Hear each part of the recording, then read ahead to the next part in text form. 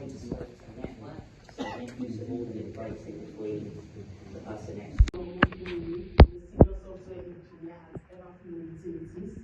So the purpose of today's event is for us to come together as tech enthusiasts, business leaders, startup founders, to network with each other, most importantly, support each other on how to use technology to unlock global opportunities. Just like Bhavin said, today's event is properly structured. We will have speeches from our keynote speakers, Andy and Nikki. We will have panel sessions, we will have pitch presentations, we will have networking sessions and award presentation. The most important thing is that today we are going to have a productive day and we are going to have fun. Thank you. So the first keynote speaker for today is Nikki Webb. Ladies and gentlemen, Nikki Webb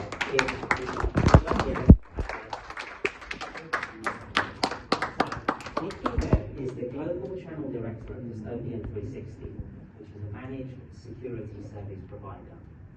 Nikki is also part of the MSSP Cyber House Party Group. Recently, she became an Oxy Cyber Ambassador for Reading, reflecting her commitment to innovation.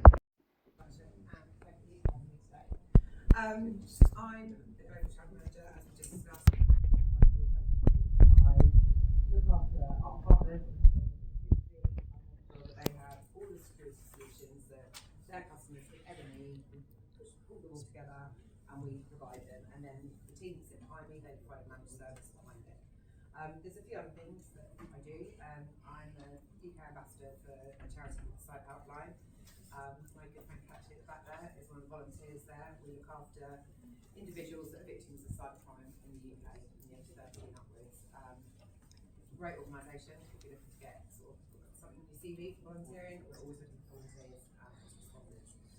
I also co-founded an initiative called the Cyber House Party. It was a good excuse during lockdown for us to get together and DJ online, have a few beers. It's kind of grown as we came out of lockdown. Conferences started to come to us, and we now do them, all across the country. Great networking events if you get a chance to come to one. A lot of my work around mentoring came from a company called Capslot. Has anybody here done the Capslot bootcamp at all? Great initiative to get involved with, and you don't actually have to do the bootcamp to come into the mentoring program. So I'm one of their lead mentors. I take groups, tutor groups of 12 people, and I help them with things like their CV, their positioning, raising their personal branding, and helping with operational geographies, and things like that. And I absolutely love it. Let's look a little bit about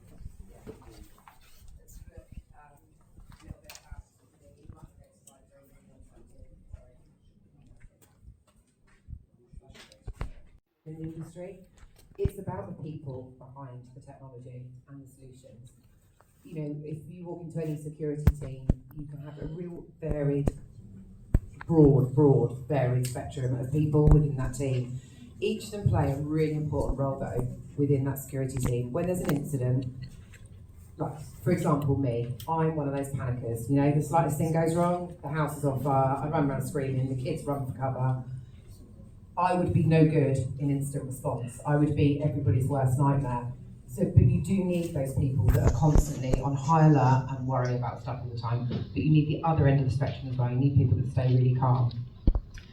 One of the big things that I do a lot of work with, I suppose, in cybersecurity is mental health. I do a lot of workshops, I do a lot of talks on it. Our security teams, has anybody here been involved in a quite intense incident at work involving technology or cybersecurity? So we saw it a lot during lockdown, and we've seen it, most recently we've seen it at CrowdStrike. A really good friend of mine was in their instant response team with the big blue screen thing last year. They worked intensely for nearly a week. They had no breaks, they didn't see their family, they didn't go home, they were literally focused on that. The upshot of that is his team have lost 50% of them since last year. 3 are signed off long term on mental health. My friend himself has left the company because he was so disillusioned with the lack of support that he had from his company afterwards. What they've been through was huge. My friend was contacted through LinkedIn and abused by journalists and by members of the public. They threatened his family, they threatened his children. They found his address, they basically doxed him. They found his address. there was no support for him at all. So I'm a huge advocate for mental health and it actually being taken seriously and not just being a buzzword. It's not something that we just want to see a tick on a company's website. Actually proactively look after your tech teams and your security teams. They're important. And the community initiative side that I do a lot of, and will probably, if he was going to say anything, so I probably do take too much on, it's because it's really important to me. I don't want to see anybody in this room leave the industry because they don't feel supported, they don't have their own sort of network around them. And that's kind of, I think, why I was asked to speak today, because networking isn't something that ever came easily to me. It made me feel physically sick. I didn't like it. I didn't like talking to people. I felt that everybody was looking at me and I felt really uncomfortable. It's not something that I still overly enjoy, like coming here today. I felt sick the whole way here on the train, so I had to talk to all of you. Now I'm here, it's fine, and I'm doing it, and it's fine, but yeah, I wouldn't say it's my comfort zone, but I'm making myself do it, because if it means that just one person in this room leaves and thinks, do you know what, I can go networking this week, I can go to that women's breakfast, I can go to that lunch, I can do all of those things, because if Dick can do it, I can do it, then it's worth me standing here doing it. And I think the other thing really about my journey, I've had to learn to adapt. I'm very much, if I'm doing something, I'm focused. I'm on one road and that's it. That's not the way cybersecurity works. It really isn't. You're literally throwing curveballs all the time. So whereas sort of 5 years ago I would have had a meltdown over it, now I just roll with it. And if it means that I have to go and do something else and come back to that and give us some extra time tonight, then that's what I'll do.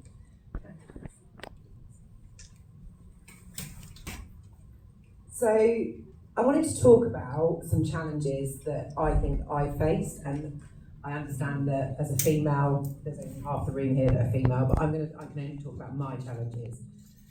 I think we have a lot of emphasis put on women's groups in cybersecurity. I'm not a huge fan of it because I think it segregates us.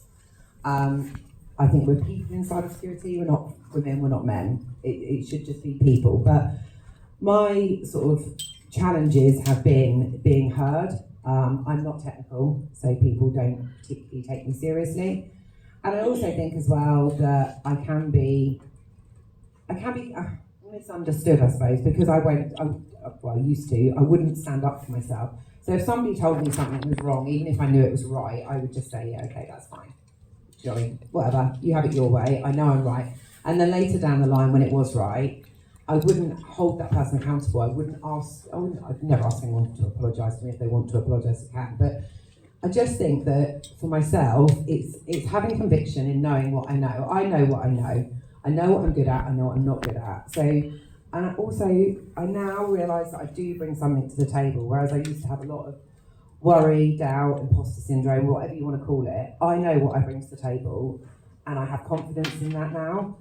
So I think, although being a woman is still really challenging in cybersecurity, I'm not going to lie, I see some really, really toxic, horrible behaviours. I see it the other way as well, so it's kind of shifting a little bit. I just think one thing that I would really like everyone to take away in the room today, to take anything away from me, is just know your worth and know yourself, and that goes all the way through your career. So whether you're just starting out in your career and you're going for interviews and things, and the interview process at the moment, the UK tech market is horrific for interviews. We know plenty of people that had 200, 300 interviews or applied for 200, 300 jobs and got no response. So it is brutal. But know your worth. So when you're going for an interview for a company, it's not just about them employing you, them looking at your CV saying that's a great fit, then them meeting you and they're a great fit for you. Have a look at that company really, really well and know your worth. Because when you're investing all of that time in an interview process, 3-4 interviews at the moment we're looking at for a lot of cybersecurity roles, there's absolutely no point in you doing that if nothing to do with that company's culture aligns with yourself. So it's just that process works both ways, I think, with the interview.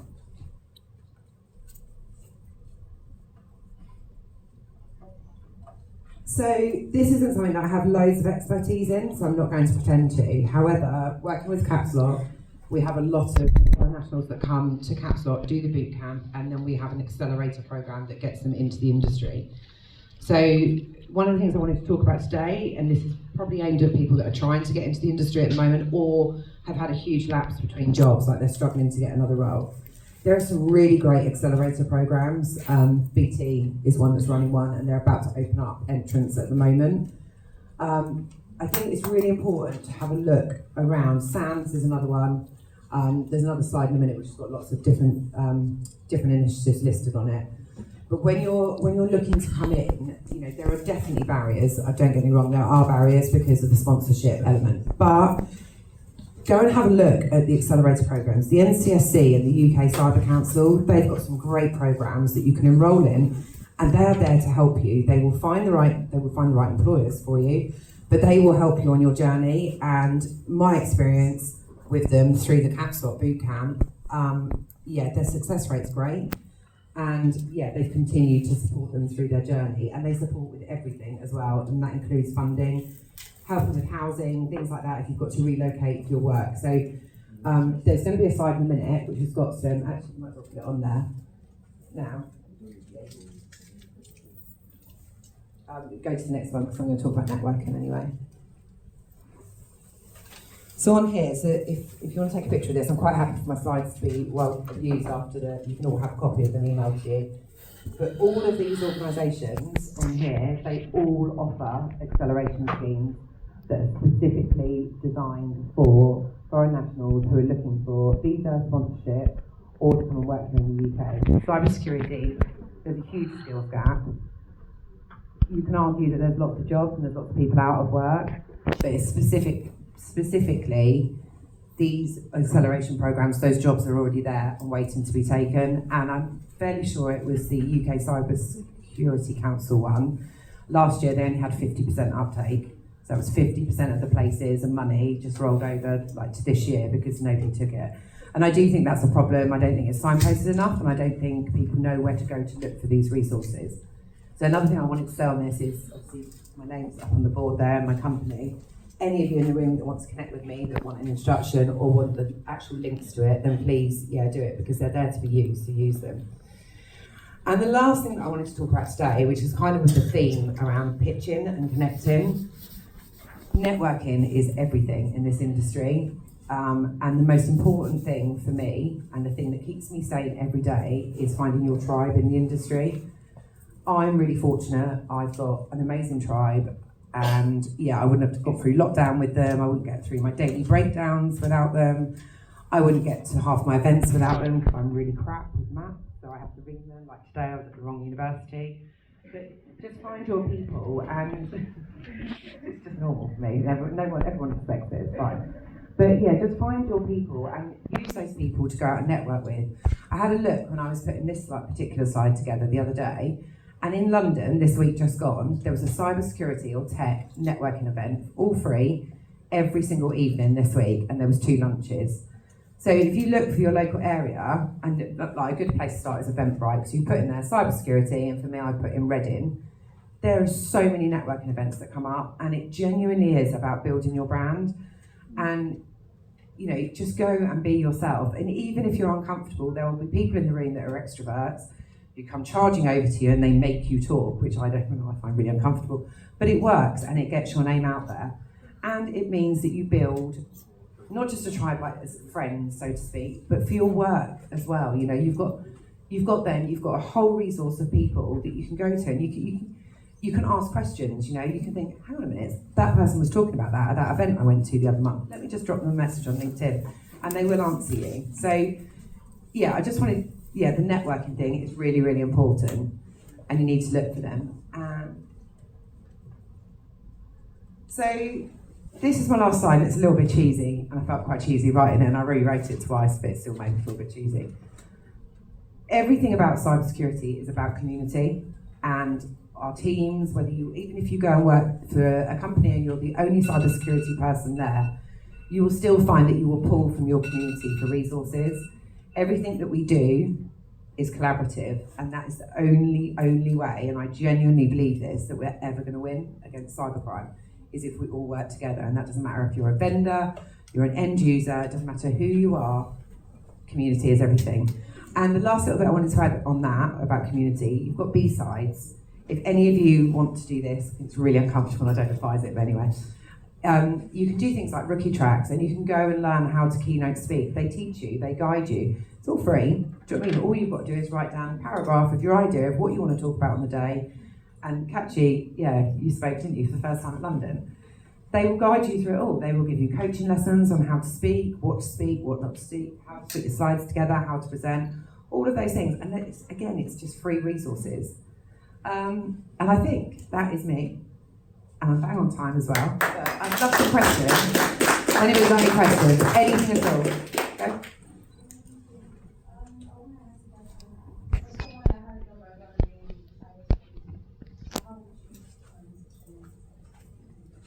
I don't have any background in cybersecurity at all. Mine was very much luck. Yeah, luck, and maybe a bit of blagging. Networking, and genuinely, I mean, have you done any courses at all?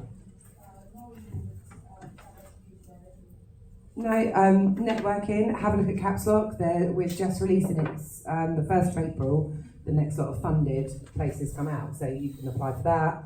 The BT scheme that I said about, they also do a newcomer, like new people that have no background at all in cybersecurity. They take you on, they pay for it, you do an intensive 6-month boot camp.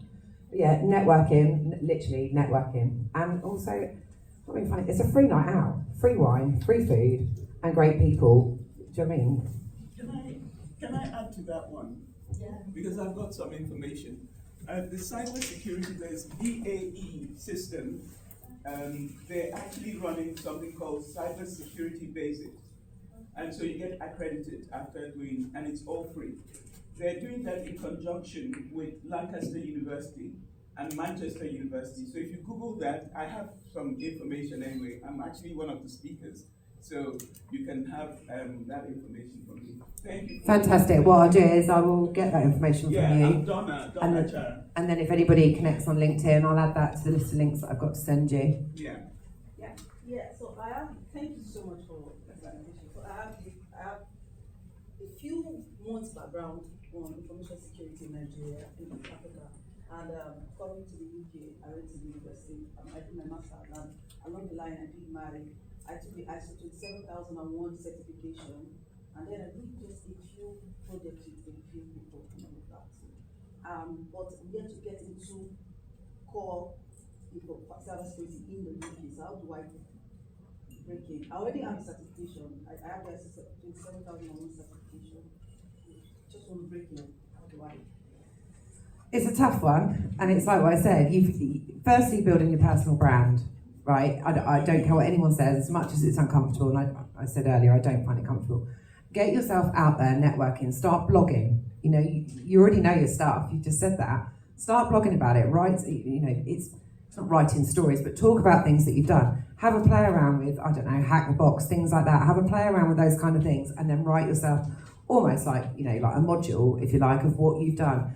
And keep posting that on LinkedIn. And then while you're posting that, the people that you're meeting at networking, start tagging them in it. And suddenly your name becomes the top of everybody's algorithm. And then if you've got your open to work banner on your LinkedIn, in your bio at the top, really sell yourself. Do you know what I mean? You've got I think it's 200 words there at the top of your LinkedIn, underneath your name. Yeah, that is your brand there. Really sell yourself. Say what you're looking for. Don't say what you're not looking for, because that's big. But yeah, say what you're looking for. And the other great thing as well, and I do believe this, is on your CV, nothing looks better than volunteering your time. And that doesn't have to be as committed as Cyber Helpline like us. It can be anything. Go and volunteer at a B-Sides.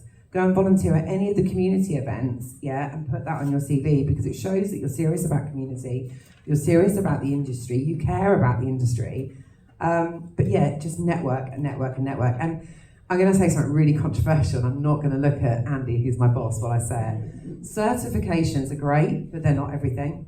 And I think you have to be really careful as well about where you go for those certifications. I mean, we're probably all the same. I get 300 easy LinkedIn in my spam on LinkedIn every single month saying, right, pay me £250 and we'll give you a certification. We'll give you your CISP. It's really dangerous, because you can probably all tell, me being near anything to do with touching buttons around cybersecurity would be a really bad idea. But if I've got my CISP on my CV and my LinkedIn, that's what people are seeing. So certifications are important, And it's fine if that's what you want to do, but they're not the be-all and end-all. And I know plenty of people that are in the industry that have absolutely no certifications and are sitting at CISO at some of the biggest companies in London. So they're not everything. They're good to have, they're nice to have, and it's amazing that you've worked that hard, and well done. But now's the time to sell yourself, and I genuinely believe that that is with networking. Okay, when you were talking, you talked about that, how you overcame imposter syndrome. This is something I struggle with a lot. So can you share tips on how you do that, especially in the workspace? Can I say wine? No? Don't know. I haven't. I mean, I'm stood here, I'm shaking. You probably noticed the whole time. I'm crossing my legs because I really need a nervous wee, and my hands are really sweaty. So good luck to who's got the mic next. No, I don't think you do. I think imposter syndrome, I think it can be really debilitating as well, because once you start thinking, it's like a worm in a rotten apple. Once the worm's gone in, that tiny little hole just spreads, doesn't it, the rot? And I think I have to be really careful when I'm doing anything. I don't do a lot of speaking. I'll only speak at something if it's something that I'm really passionate about and I believe in. But I think when you're, and it's not just with speaking, public speaking, it can be with everything. I can start a blog and I can have this really good idea and I can start writing it, and then suddenly I'm like, I shouldn't be writing about this. I'm not qualified to write about this. I don't know enough to write about this. And then I go down a rabbit hole. I'll go the other way where I'll go and research it because I don't think I know it well enough. And then before I know where I am, it's 6 hours down the line and I know this subject inside and out. So I think with imposter syndrome, I think a lot of people use the words, imposter syndrome, but sometimes I don't think it necessarily is that. It's just that we don't have confidence in ourselves. And I think we all have days where we lack confidence. And I just think it's just about, again, it's back to knowing your worth and knowing who you are. Do you know what I mean? And just own it. And what's the worst that's going to happen? You lot aren't going to clap for me, or you're all going to laugh at me, which we've done both, so we're good. So yeah, I think it's a sense of humour is essential, and I've got a sense of humour, especially around myself. But I think just know your worth. You know that you've earned your place up here. Do you know what I mean? You know that. And you don't even need me to tell you that. You've just got to keep telling yourself that and believe in it. And it's like the lady at the back there with the certifications. You've done all that. You've done that really hard work, and that's awesome. I couldn't do it. So know your worth and sell yourself. That's what you need to do. Any more questions before I go and drink wine and get over my sweaty hands and have my nervous wee? No? Well, thank you all for having me, and I hope you all have a great day.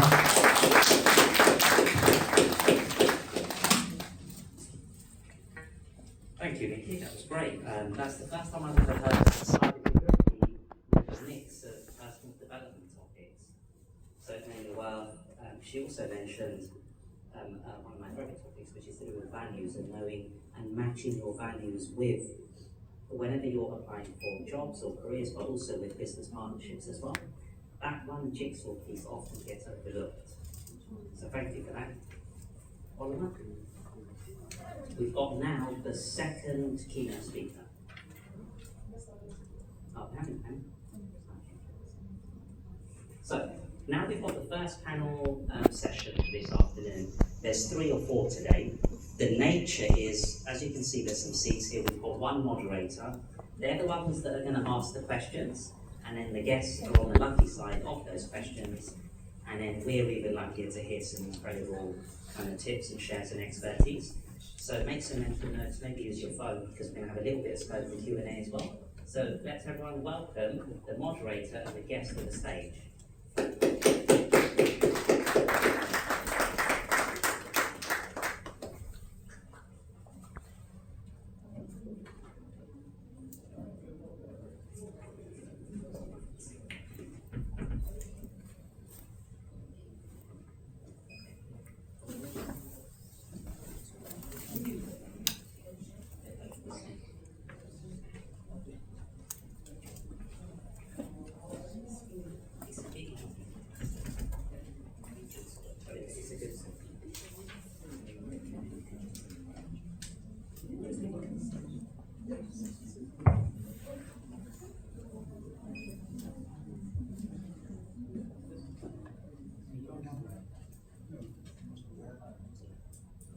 Yeah, good afternoon, everyone. Yeah, please sit. Stand up. Yeah. So this afternoon is just about hearing from the experts, the knowledge that they have, because these are well experienced people, and unlocking global opportunities in tech. Our focus this afternoon is how to leverage technology for global opportunities. And we understand what's happening. If you've been in tech for a while, you will understand that from the traditional stuff we were using, now moving to the cloud, and then we are trying to see how we can find our space in the cloud. It's now moving to the AI agent, and a lot of people are afraid, like what's going to happen. Losing jobs, Amazon, like laying off people, they want to get some of those robots in, and what is going to happen. So I think it's important that we get this information from experts that are in the field to know whether we are still, there's need for us to still keep on studying or adding more certifications, and what's their plan. So I've got here Ofonime. Ofonime is an expert in managing people and human resources, and then also I've got Donna, who's an expert working with the third sector, working with the public sector. So they will be giving us the insights for us to be able to work with them probably in the next few months or years. So yes, it's okay, but I think in the next few months, because we don't know what is going to happen. So quickly, I will just start with Ofonime. Just to ask you this one, what are the biggest challenges companies face in balancing human capital and automation? Okay, hello everyone. I hope everyone can hear me. Can you hear me? Yes. Okay, I'll just use this then. Hi everyone, good afternoon. Sorry for the question again. What are the biggest challenges companies face in balancing human capital and automation? Okay, so I'll say one of the biggest challenges that companies face in balancing automation and human capital, which is people, is resistance to the change, first of all. So you have a lot of people, and there is this notion of, oh my God, I'm sure we've all heard it, AI is here to take our jobs, AI is here. Well, I, for one, I'm a human resource professional. They've told me too many times that I don't have any job again, I should go and sit down somewhere. I should move to tech, or I should move to something. And I'm like, why, how? Make it make sense. So we have that fear of AI is here to take our jobs, and because of that, there's a huge resistance from employees. So you find where there's the introduction of automation, people are resistant to change, we don't want to do it, we don't want to do anything that will make our lives simple just because of this fear. There's also the fear of cost. So if you're looking at the paradigm shift, the way the world is changing, and you have to go with the tide, everyone is shifting towards automation, everyone is shifting towards AI. There's a cost with it, and there's also return on investment. So that in itself is also something that companies are scared of. And then, aside from that cost in investing in the tool, there's also the cost of upskilling and reskilling your people. So yes, you have people who work for you. You also have to go back to the drawing board to upskill them or invest in the skills that they have. So continuous learning is also one of the challenges. Yeah. In my own local sense, when I will be hearing of AI will come and take over your role, I'm always thinking of putting some wrong codes, such that even AI will find it very difficult to correct the code. Right? I don't know about it. I'm not saying you should be doing that. So, Donna, I'll talk to you. In your own experience, how do private, public, and third sector organizations in the UK approach technological innovation differently? So I'm sure you're all aware of these three different parts: the private sector, the public sector, and the third sector. So when we're dealing with the private sector, we're talking about people who are key. They're the first people to get involved in technology, and they invest in that. So they're really risk takers, and so they're not afraid of technology. The private sector, the public sector, on the other hand, are very cautious because they have to think about ethical concerns, whether there is resources, money available for this new technology, how much it's going to cost. And I'm talking about NHS, for instance. They'll be thinking, oh, how are we going to do this? This is going to cost a lot of money. And so that's the problem with the public sector. Also, you also have, when you want to change, like schools, like universities now, I was coming up the list and it was taking forever, and I was saying, gosh, with all this technology, this should be. And then one of the staff mentioned that there was the issue of resources and money. So you need investment in doing this, so it takes time. Local authorities, also another public sector area. In that, it's very slow because you have to go through the central government and you have to go to the local authorities, need permission. Bureaucracy becomes the thing that slows innovation and implementation of these tools.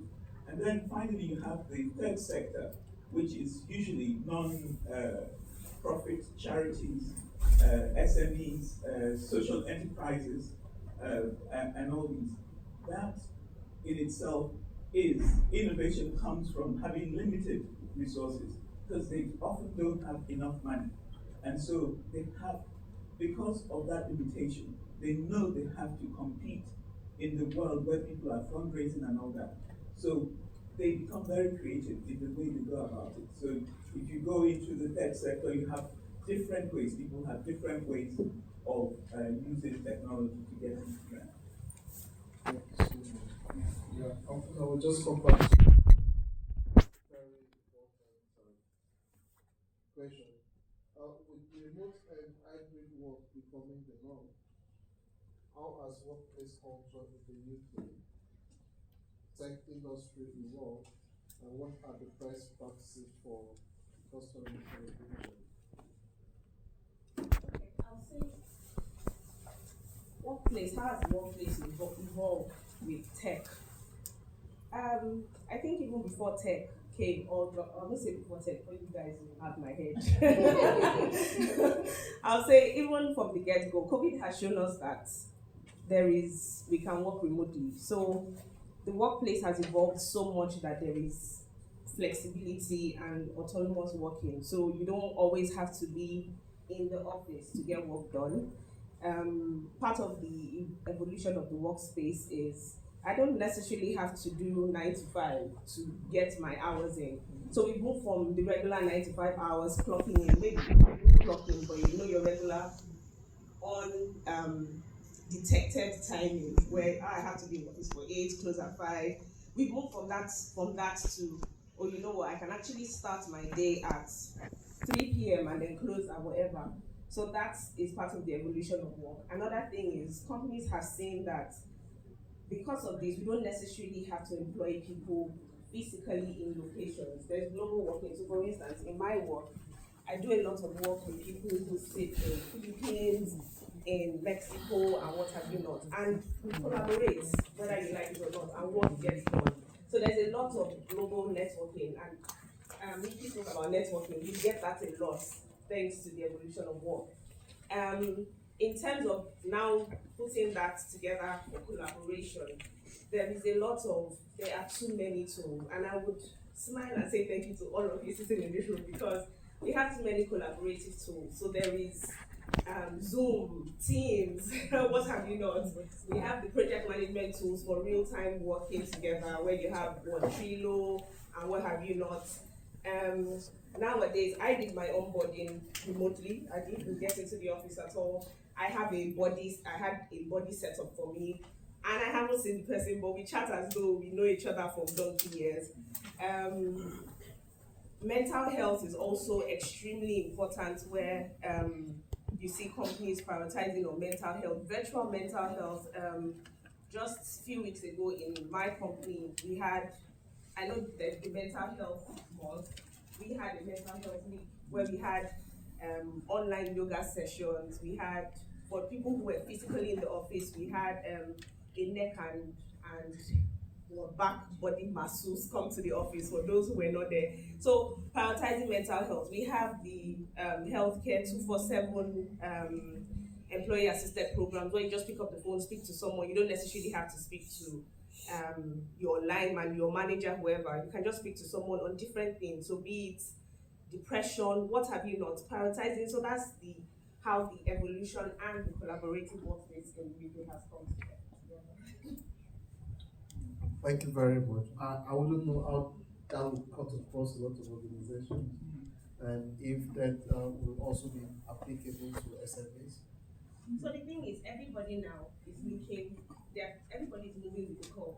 Now the truth is, if you don't catch up with what is, you'll be left behind. And we also we've seen organizations who have relaxed a couple of years, and we know where they are now.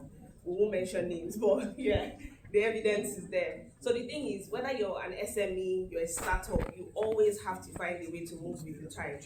Now, you don't necessarily have to start big. There are little ways you can do it. You can even start by doing employee surveys, check-ins, having stand-up check-ins, say, oh, what's happening today? There's this little drawing I have when I want to do check-in with my teams, and it's actually very, very beautiful. It's a drawing of people positioned in different ways. So someone lying on the floor, someone sitting on the tree. So half of the time we send it to them, say, how are you feeling? Where do you think you are? And someone is just there on the floor. Why are you there? I don't feel like working this week. It is what it is. And the truth is, you take it like that. So you don't necessarily have to, a Diageo, a Guinness is doing this massive thing. Oh, I'm an SME because I need to make sure that my employees are well taken care of. You will break. So start small. There are different ways to start small to make sure that everyone is carried along. Thank you so much. As IT people, you just need to listen. You have your KPI. And you know when that comes up, your performance, you don't have to pass through the other way, and then this mental health issue will have to come up. Yeah, those are just what I have for you. Considering the private and the public sector, what are the biggest barriers preventing seamless collaboration between these sectors in the tech ecosystem? As I said, the private sector is more interested in tech that would generate high revenues for them, and so they take risk and they invest in it. When you look at it, you compare it to the public sector. The local government, for instance, would have to think about the cost of that. And so when they collaborate, it's very difficult. The private sector are always very anxious, to implement things using new technology, but the bureaucracy actually slows things down. So you could see the difference there.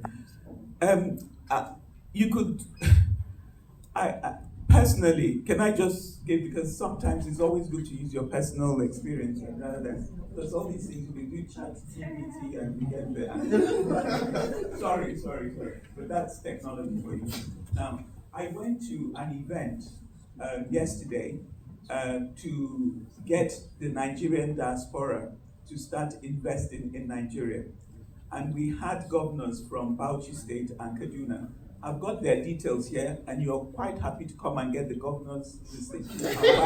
I'm sorry, don't tell anybody, but I'm going to give it to you because I know that for you to come here on your Saturday to listen to AI and all that, so you know what it is. It's the implementation and the network. If you don't have the network, as Nikki mentioned to you, yes, you can have all the qualifications and nothing. You have people like, I use Branson, who started his airline thing. He left school very early, and he was passionate about something, and he worked at it, and now he's a billionaire. So all these people, you just need to be in the right place, have confidence in what it is you have, your ability, and put value in it. I have networks I'll give you people today so you can get in.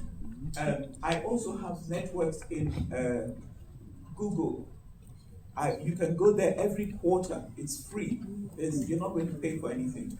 You go there quarter. I'll give you the details, the person to contact, and it will go to. Don't worry, I won't give it to Raymond. You can come to me.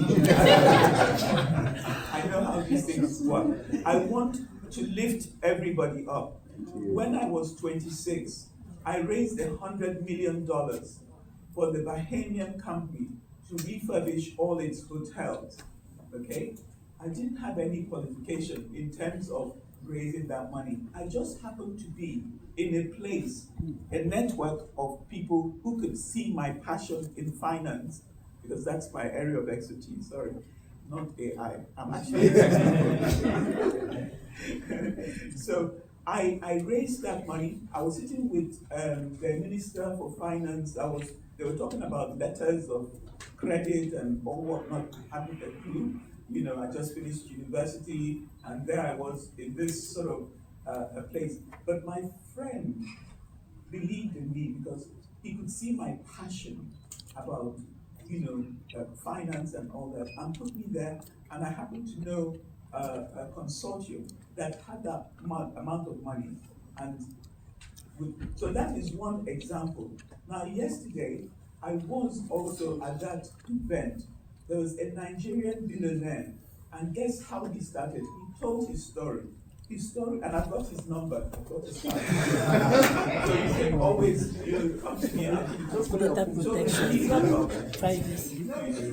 he got up and he told the story. She's just joking. He was homeless in Nigeria and used to sleep in he said Ikoyi or Ikeja, the flyover or something. He used to sleep there. And he would talk about how he used to wake at 4:30 to take a shower, because before then the buses would all come and disturb them and all that. So what he did was he found, shawarma or something. Do you all know that? So he found out that this was fast food. So what he did was he went to churches, where there were churches on a Sunday, and he'll have a stand there, and he started selling shawarma, and it sold, and he was making up to how many millions in a week. And then he decided, if this religious space would be accessible, I will try my best to go to the mosque. And he did that. And gradually, he built up something. He started investing in AI tools that would enable him to employ people remotely and things like that. Now he's branched into real estate, so Nigeria, and industry. Agro industry is a big thing. If you're AI, you should be thinking about those areas. Anyway, so from that, he was able to tell his story.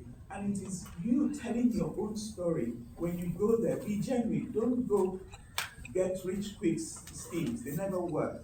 You need something that is sustainable, something that you gain experience, you meet people who really would support you, because there are people out there who are willing to give their expertise and also their money and time to you. So never despair when you're going into something like this, because there's always somebody who will turn your dream and your passion into what you really want. But also remember, you have to give something back. It's no good you taking the information and hiding it. We're very good at doing that, hide the information. What is it? Now with technology, I could just click a button, I'll get the whole information. The only reason is I happen to know the people. I happen to have spoken to them, so I know the people who will be likely to listen to you and get you on your journey. So that's what I want to do. Forget about this speech that I've written here, but I thought it's very much going to help. Thank you so much, John. Thank you. That we can end this meeting now and just sit down there and then get all the contacts and do all the things. As we came here and got all the contacts. Because if we sit down here talking, and then leave with nothing, then we actually did not achieve anything. So I would personally say we won't continue this panel again. They are going to talk people. If I leave them, then we'll talk till tomorrow. So I will stop now, and then our subsequent sessions will stop early so that we can sit with Donna and get all the contacts.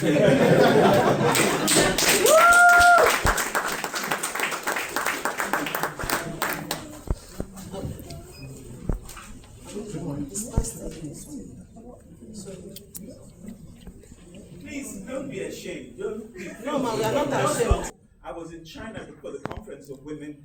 When they gave me my per diem, I could afford to go there, so I gave my per diem and my ticket to somebody else in Nigeria to take them to China in 1995. So here in the UK, I was filmed last week, talking about my reflections about the Beijing Platform for Action. So please come to me and get this information. I'm not going to stay too long. I'm going to leave. Start businesses, we can start doing anything we think of, but it's very easy to focus on getting things done and making things work, and ultimately making money, obviously. If you start to think about security from day one, it becomes a lot easier. If you've got to go back and engineer security into products or solutions or businesses, it becomes difficult to do. So we're going to talk a bit around that. We're going to talk about the future of cyber services. So whether or not you deliver cyber in-house, as a business, whether you purchase that through services. And then we're going to talk a little bit about when it goes wrong, and what happens there. Go on. So security by design, as we say, start from day one with security in mind. Even if you're setting up something as simple as a Microsoft tenant so that your people that you're going to employ or you have access to email, whether that's a Google environment as well. From day one, if you think about security with that, how do you stop people logging into that shouldn't be logging into it? It becomes a lot easier to do.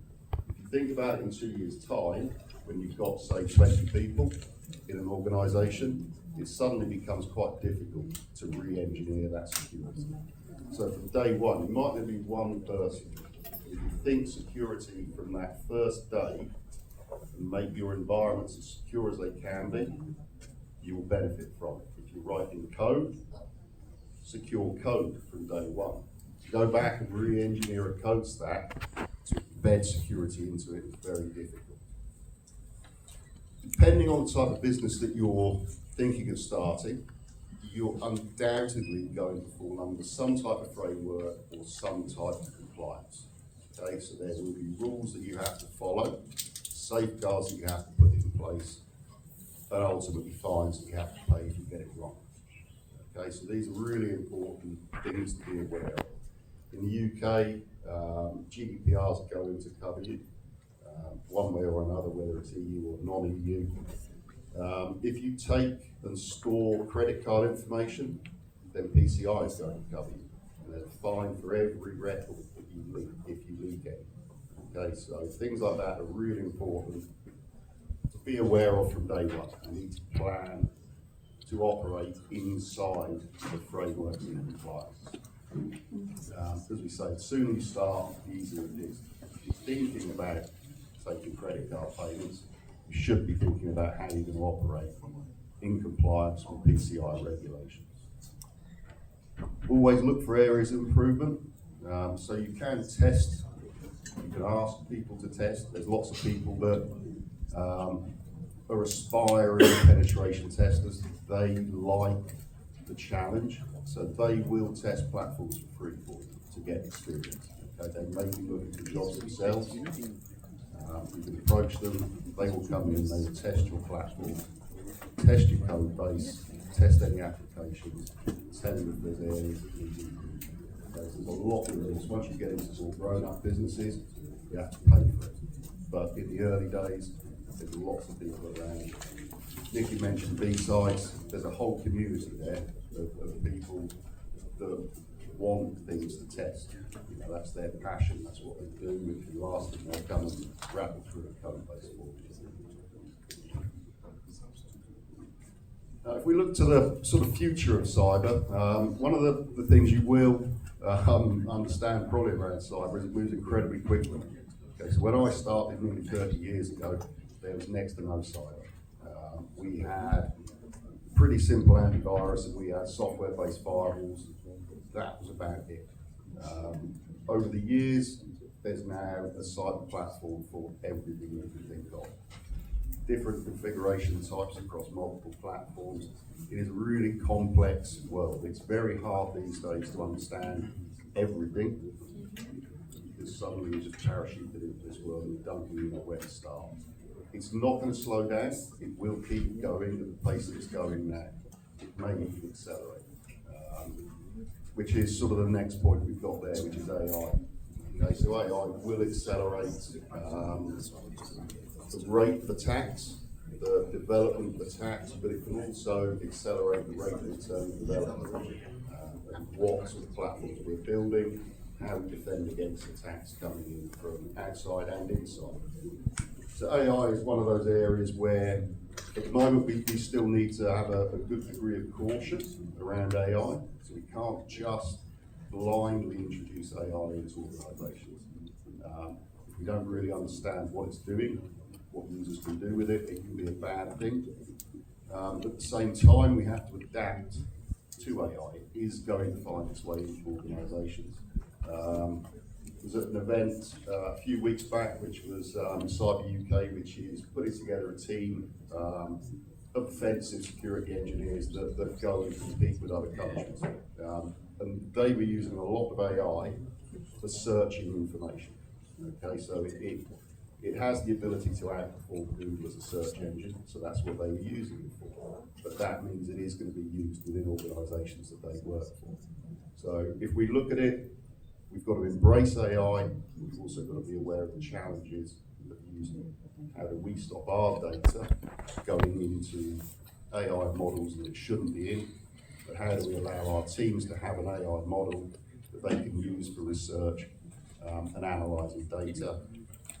Because we as a business index petabytes of data every week.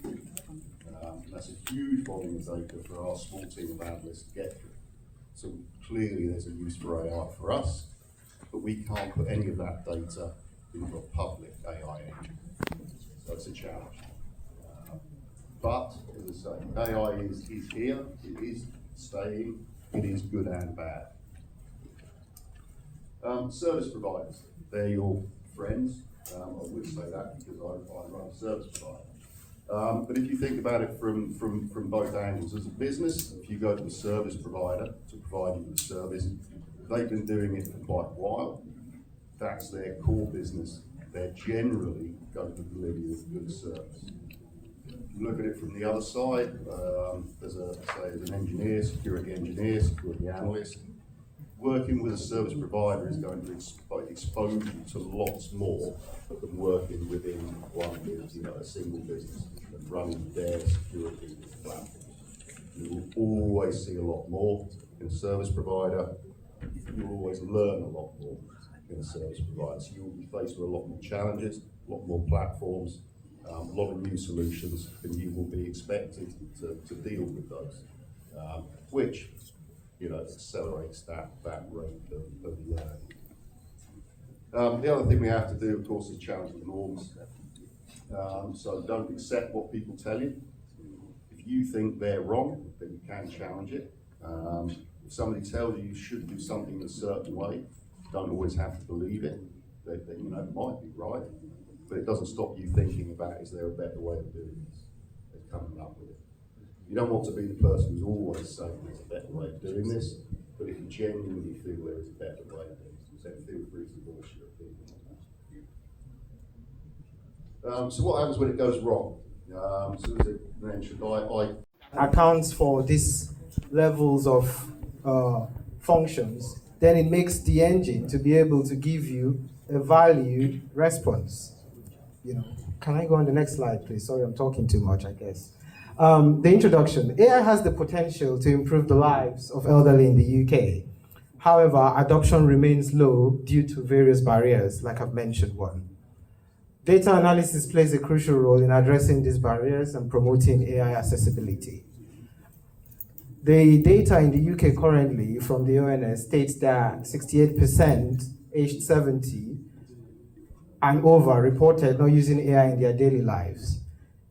These are already people that are educated, we might say, and they still find it difficult to adopt AI. But we forget also we've got functional illiteracy or functional literacy in the UK. There are a lot of people that speak English but lack comprehension. If you give them, let's say, your master's thesis for them to read through, they might not get a lot of value from it because you're using lots of technical language that might be difficult for them to be able to boil down. Digital exclusion. Approximately 4.7 million seniors in the UK struggle with basic internet-related activities, just like, managing their accounts, logging in, Wi-Fi connections, troubleshooting. Our cybersecurity guys, they might be very happy to see how people can do man-in-the-middle attack, isn't it? They just spoof into your Wi-Fi connection. A lot of elderly people, they can get your data, scrape everything, and then you've got people wiping out their pension funds. But if you've got capabilities where you could speak to an AI engine and be like, oh, is this Wi-Fi secure for me? And then the AI tool is able to run a quick analysis based on the data it has, which might be either through a RAG process, can give you a very valid response. Digital skills. Around 69% of individuals lack sufficient IT skills to access internet safely. This is according to Rural Services Network 2023 research. The perception of AI. A lot of people are scared, I have elderly people I work with, and they're still scared about using things like ChatGPT, Gemini. We've got all these softwares or all these solutions and products, but they all work on different datas. They have different KPIs, what the company wants to drive. So we have to look at how we can get consolidated data, a kind of master data source that has got all this data that is right for purpose. Let's say you wanted to speak with an AI solution that can understand your natural language, which might be Spanish, Portuguese, and you ask it, how am I feeling today in English? And it gives you a response. Imagine if you ask that in Igbo. I don't know if we've got any Igbos or people from that part of Nigeria here. Or we've got Kenyans or we've got Tanzanians. And you ask them, how are you in maybe your language? I bet you the response might be different depending on the contextuality. So that's why we have to be really careful around context. Because if you now have an engine that has got a consolidated data source, regardless of the context, it's able to give you the same response because it can do a quick mash and merge and do a score. And it can say, oh yeah, within 60 to 80, this aligns with the true source of data and the right response is given to you. These statistics just shows us a bit of the challenges faced in adopting with AI technologies, emphasizing the need for targeted interventions to bridge the digital divide. How can data analysis bridge this gap? Identify key barriers through data-driven insights, understand behavioral patterns and AI interaction challenges, because the president who don't want to do lots of the work would rely on a model that covers processes, that covers public governance, that understands human interaction, that understands how to give solutions without the bottlenecks that we humans have. Because with humans, there's always kickback, stakeholder management, isn't it? Leveraging predictive analytics to anticipate user needs. Predictive analytics is understanding what the future would be and how to solve it. As the case may be, we are just tailoring this and scoping this towards the elderly, like the geriatric group 65 to 80 and above. Addressing these privacy and security concerns. I'm into data governance, and it's all about frameworks. It's all about policies and procedures, the roles and responsibilities. Now, what role are you playing? Implementing, you have to implement secure, ethical AI practices, educate elderly users of data protection and AI security measures. Case studies, AI-powered virtual assistants improving elderly independence, smart healthcare monitoring solutions using AI, community-driven AI literacy programs. Ethical consents in AI-driven decision-making. This is under challenges and future considerations. Need for continuous data monitoring and updates, and the role of policymakers and industry leaders in AI adoption. The conclusion, data analysis is all about enhancing AI adoption among the elderly, but we have to first gather the right data from the right people. Need for collaborative efforts between tech developers, policymakers, and the elderly community, encouraging further research and investment in AI accessibility solutions. I'm open for questions and to interact with people that have got other things to discuss in this field or in the sense of it. This is all high level, but I'm looking to boil down things if that's possible. Thank you.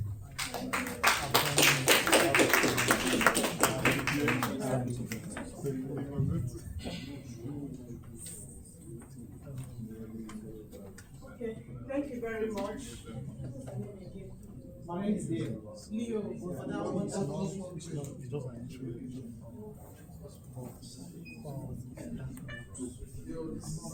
This wonderful presentation, and I want to really thank you for participating. When you're solely looking at the calendar, and my vision for you would be, why are you putting this text in the calendar, which quote is not sustainable?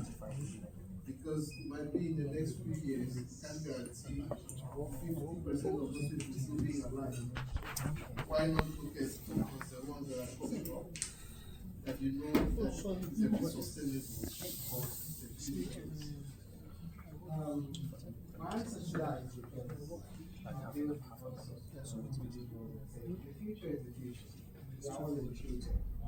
But we're forgetting the fact that without the past, in terms of having the elderly now have the opportunity to train data and gather that information. But information gathering stage, if you go 20 years down the line, the people that will be required to get this data, like you mentioned, no. If you said in terms of language preservation, most people give birth to their kids in this country, and their kids don't understand the language. If you do not bring someone from your home, from a grandfather or your grandmother, someone that understood the language, that understands interaction, how does AI work? You have to interact with it. And if you don't have the time to interact with it now, that means down the line, we're going to be looking for people that can speak codes. We have to look for people that can also speak normal language. And the AI will love that, because if you want to have a conversation now with an AI engine or a chatbot, we're going to be using prompts. And prompts are around keywords, are around systemic approaches. We need something that you can interact with in a level that is so low level that you get high level results. And that's why I'm focused on the elderly, because my own problem is not because I think the future will have a problem. AI is already solving the problem of the future. But we need it now to solve or to find the gaps in the past that will intertwine and integrate in the future. If I start breaking this down a lot, I will talk too much. So I mean that's a paradigm. We have a next slide. Have embraced the networking, but then moving along. I had a good chance to speak to Donna about, like all that networking and so, yeah, we'll definitely network after as well, and always be sure to nurture the information as well. That's a big key. Okay, thank you. So it's time for the second panel session. This panel session is titled Tech Clash, a Battle of the Tech Minds. And we have Olako, the moderator. Olako, the moderator, and please let us all welcome the speakers. Please, can we clap for them?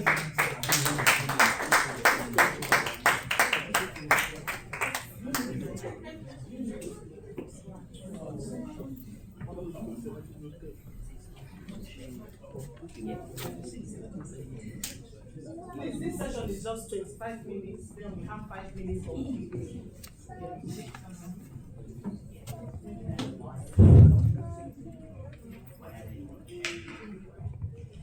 Ladies and gentlemen, I'm the brave souls who will still not agree or want to update their software. Welcome to this session. You can see they're all smiling. It's not a fight, it's not a war. We are happy to have you here. And today we are diving into some of the biggest, boldest, and most controversial debates in the IT world.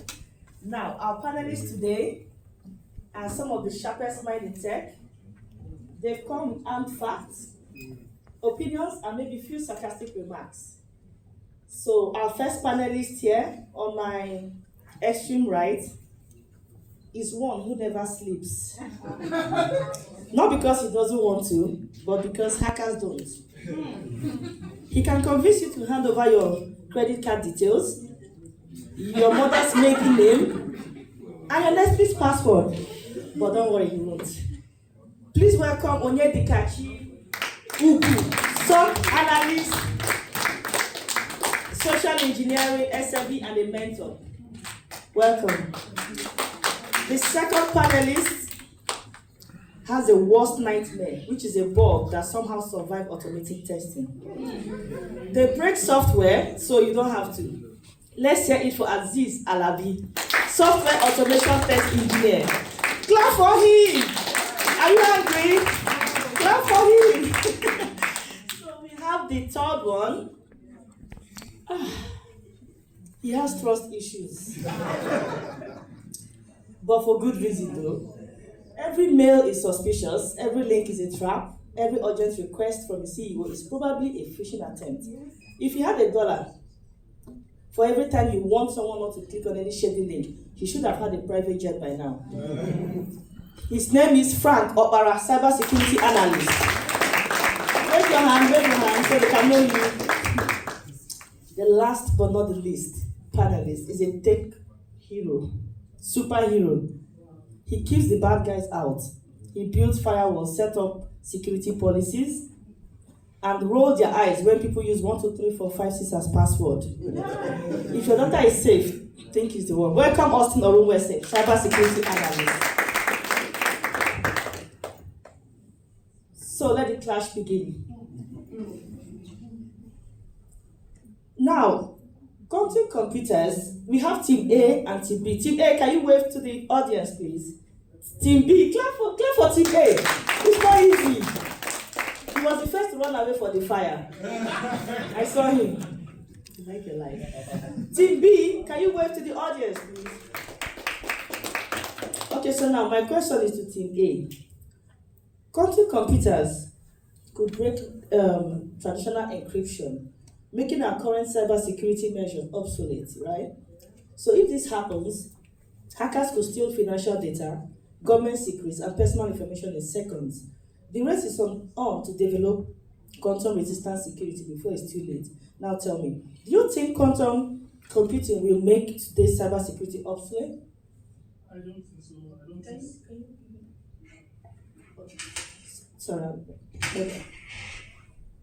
Yeah, I don't think so. Cybersecurity is here to stay. Quantum computing is just coming in to be like a partnership with cybersecurity. Quantum computing will even come and augment the way cybersecurity works in the sense that it helps to solve and detect threats faster and more easier. Quantum computing cannot take away our jobs or become a threat to cybersecurity as a whole. Just like how AI is in and how AI is kind of augmenting and being in partnership in helping us as cybersecurity professionals to be able to detect threats faster. Same way quantum computing has come also to be in partnership to help us solve problems more better and faster.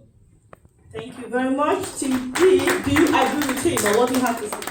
I think I agree with him because obviously the world is going to evolve to many things in the future. So quantum computing is here to assist cybersecurity and every other stuff. So it's more like a supportive part of what cybersecurity is going to be in the future. So yes, I agree with him in that aspect. Can you give a round of applause, please? My question now goes to Team A again. You know how some companies usually rush to launch AI-powered shopping tools before Black Friday? After launch, hackers could exploit vulnerability and expose customer data, making the country corners of IT can be disastrous. Now, what should come first in an IT project? Speed, security, or quality, and why?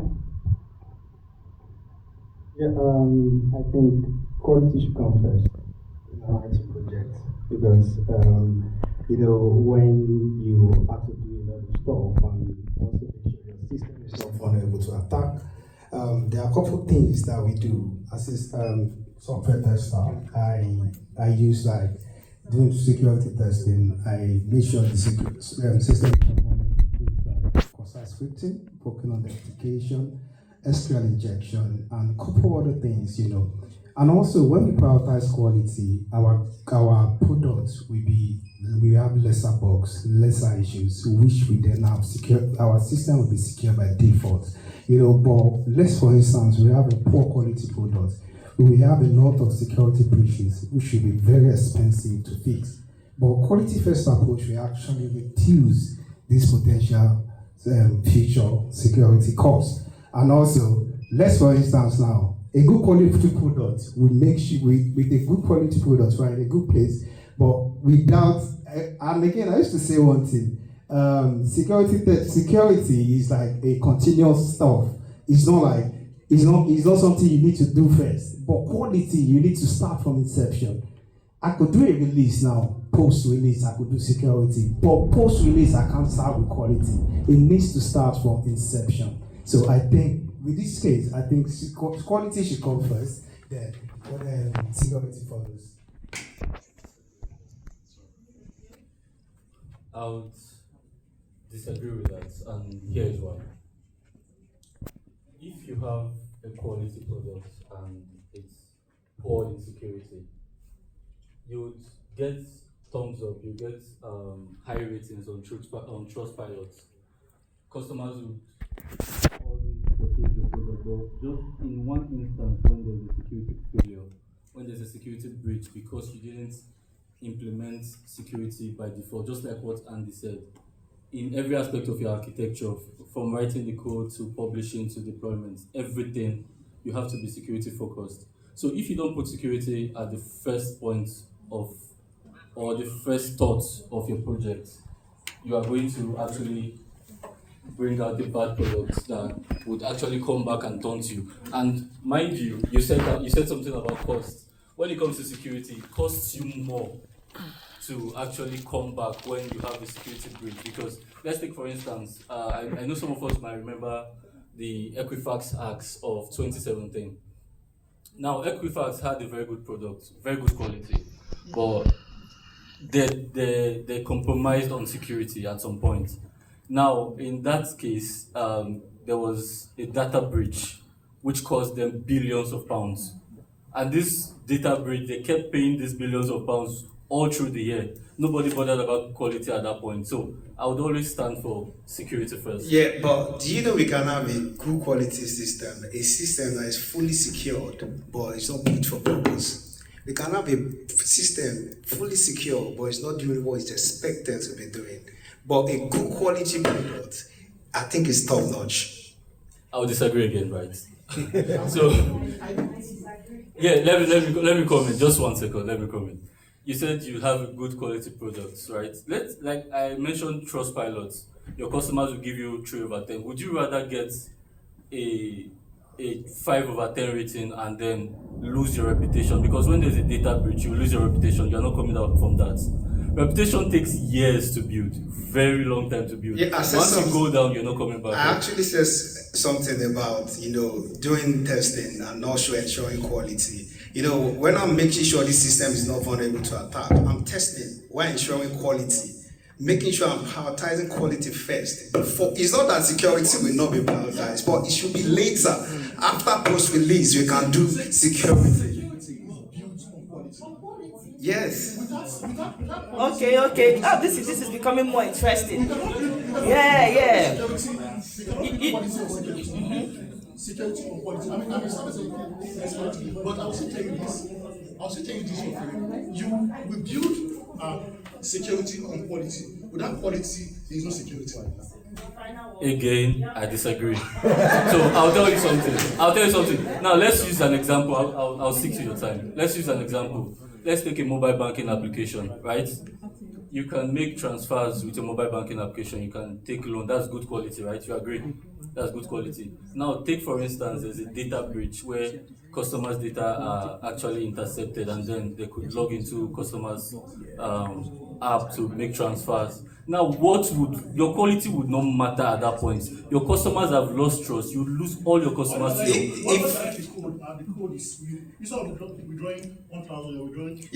you prioritize quality, we're having a system that is reliable, a system that is scalable, one that is fit for purpose, and that will be secure by default.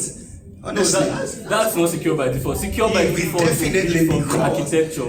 When you're designing, like I said, we can actually do post-release on security. But imagine having an app now, and after post-release, then I'm now ensuring security. It should start from inception. But security can be post-release because it's a continuous stuff. Let me tell you one thing. Security is a continuous stuff. I can do like security updates after my release, but I can't do... Sorry, I'll be cutting you short now. We can continue that during break. As you can see, I'm hungry. So, do you know how far I ran for that fire? We have to do it. So we have another question. This is Team A as well. Will AI take over cybersecurity jobs, or will there always be need for human experts? Team A. I will say this: AI cannot take over our job. It can only probably make our job more better. So let me just give a simple scenario. We always have this our spam mail. Sometimes someone will send you a genuine mail. It goes into spam because of AI. That is false positive. I don't know if you people that into cybersecurity, we have false positive, we have true positive. So you still have to have this human involvement in cybersecurity. Yes, I have a system, our sub platform that we use to work. So many times you have so many AI satisfied this as safe, but the IP is malicious. Did you know it is malicious? So if you classify that as safe and the user click on that, there will be so many things going on in that, so many ransomware, so many malicious activity going on in that organization. So we still need that human input. We still need to review it. AI is not perfect. AI cannot take over our job. It can never take over our job. We develop AI. AI is here to stay. They are our children. So they can never be. Wow. This is interesting. Team B, do you agree with him? What do you have to say? I think I'm going to agree with him on that aspect because AI you agree? Because AI has come to enhance and to make it better, but it cannot necessarily take it away in total because you need, like he said, you need that human input. Obviously, AI cannot do everything by itself. It needs humans to always give you that command to do this and that, and it also has some vulnerability as well. So you need humans as the key factor in that. So AI is not going to take our jobs. Beautiful. I would agree also. I just want to put in something because this is a very tricky topic, right? Let's remember when robotics came out and it was used for mechanical plants, assembly of cars. We all thought that was the end of mechanical engineers and assemblies, but up till now, we still have people working assembly cars. So it's never going to take our jobs. It's just going to make our jobs better. So it's just keep upscaling, especially in cyber security. When you bring more AI solutions, you get more specialists coming out, more specialist roles coming out. So I think it's not going to take our jobs. So I agree too. Now we have another question for you. Between automation and manual testing, which is more reliable? And how can we ever fully replace manual testing? Good question. I know you like to answer that question. I think automation is more reliable because automation is very fast, especially if we are dealing with huge amount of data, and also if we want to run regression testing. And also, I also like the fact that we can run any automated test anytime, even outside of business hours. And one thing I also like to talk about is, automation eliminates human errors. We are prone to errors, I could have lots of test cases, lots of test scenarios to go with, and maybe 1,000, for instance, and at 50, I missed some steps. It can actually impact the product. But with automation, the consistency is top notch. And again, you ask if you can replace manual testing. I'd say no. Sometimes we need this human intuition, this human judgment is needed. But and also, if you want to do exploratory testing, so automation testing any day, anytime. Thank you very much. I would. He said something about automation is top notch and you would not make a mistake. That's totally wrong. And I would point you to the CrowdStrike. I think Nikki Webb, or was it Andy that mentioned about the CrowdStrike blue screen update that happened just a year ago. So what happened then, if you read the RCA, was they did they relied more on automation updates, or automation deployments, pushing their sensor updates straight up.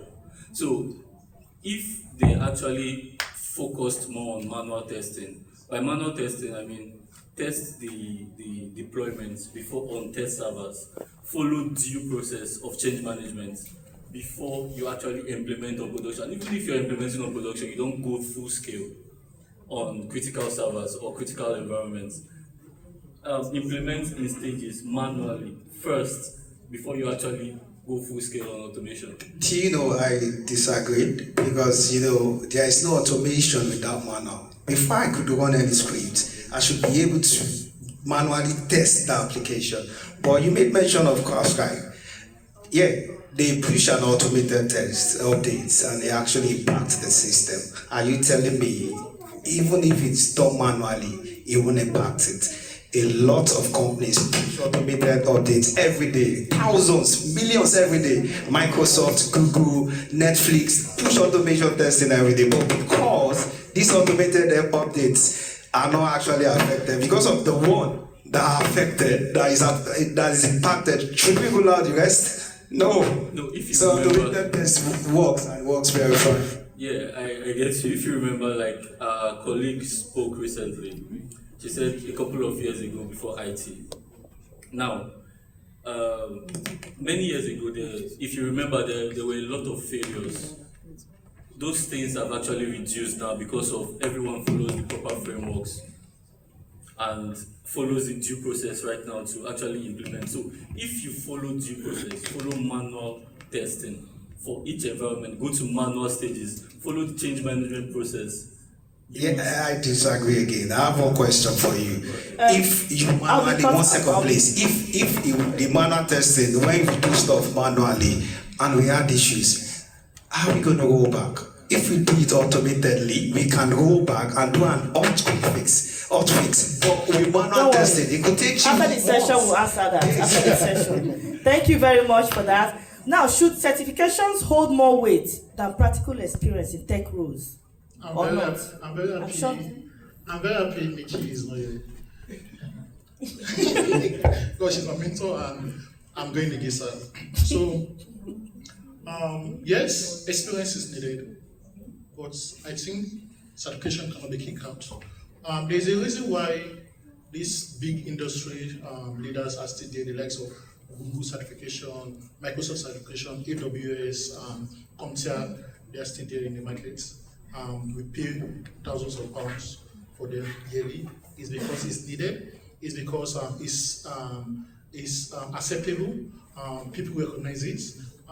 Many people use it to gain even that experience that we are talking about today. Yes, we know people always say, you need the experience. But yes, certification certify that you know this.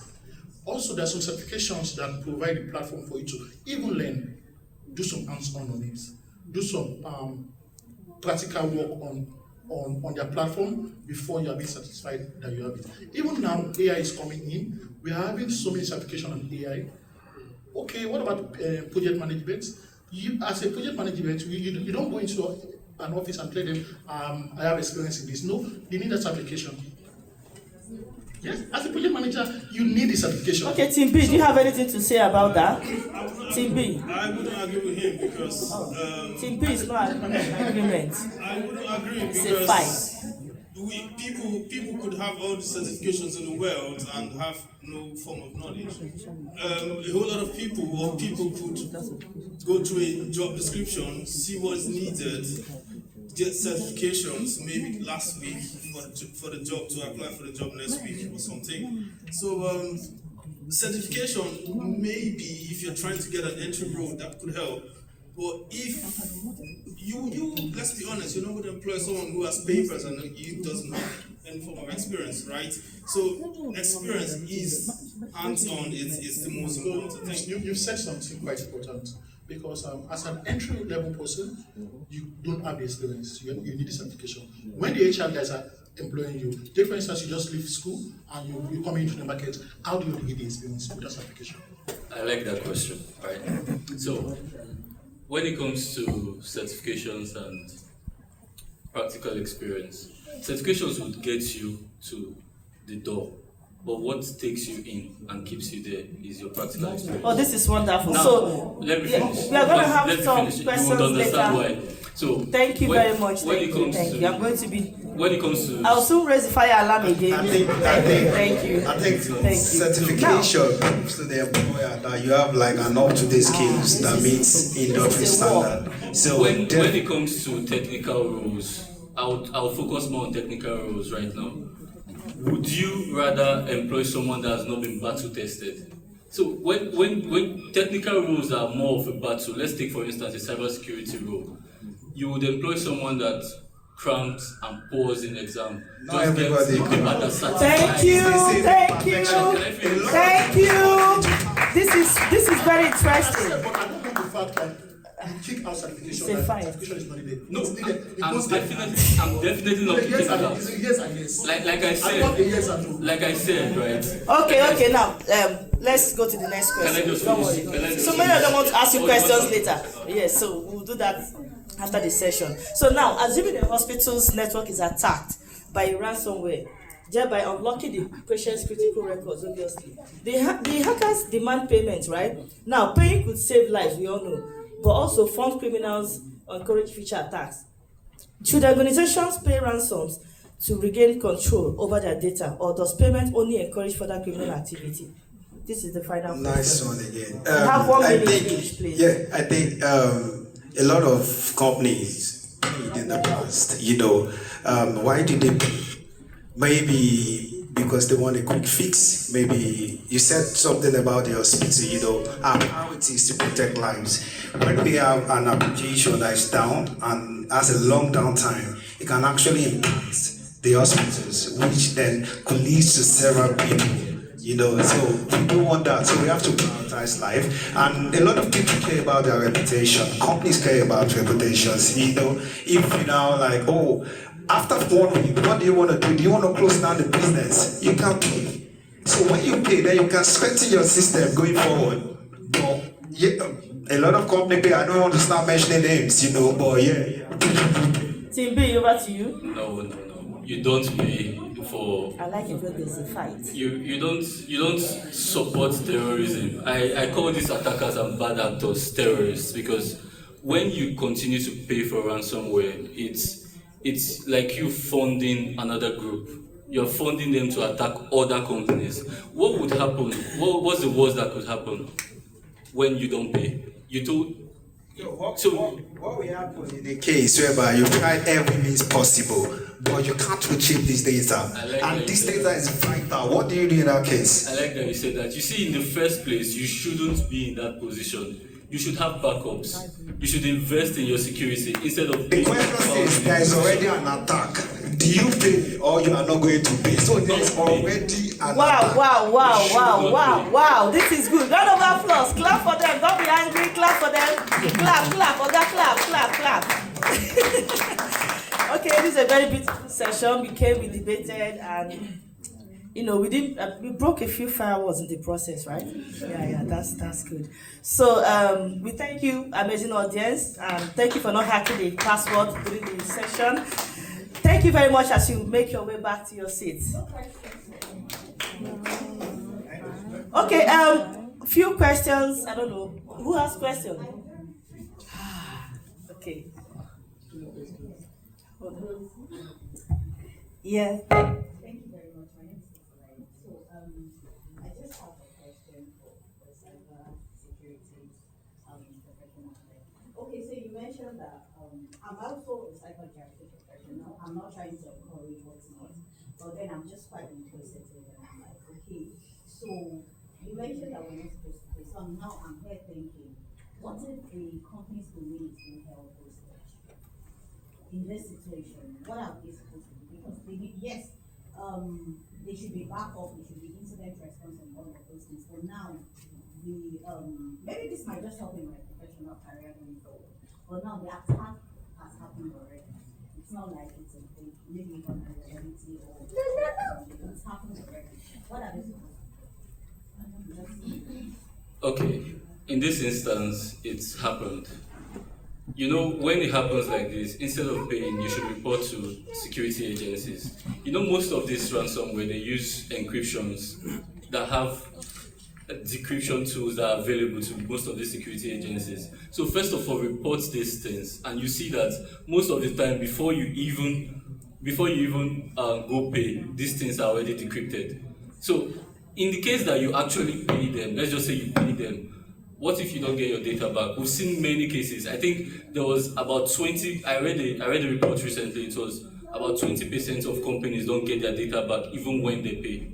So some of the time they might even give you a decryption tool that's corrupted. You won't be able to use, you can't track the money, it's being paid by crypto. So there's no use paying. If you think about it, there's really no use paying. So what's the need for one? Invest so much on your security. No, there's already an attack. Don't focus on quality, focus on security. That's it. Just one more last question.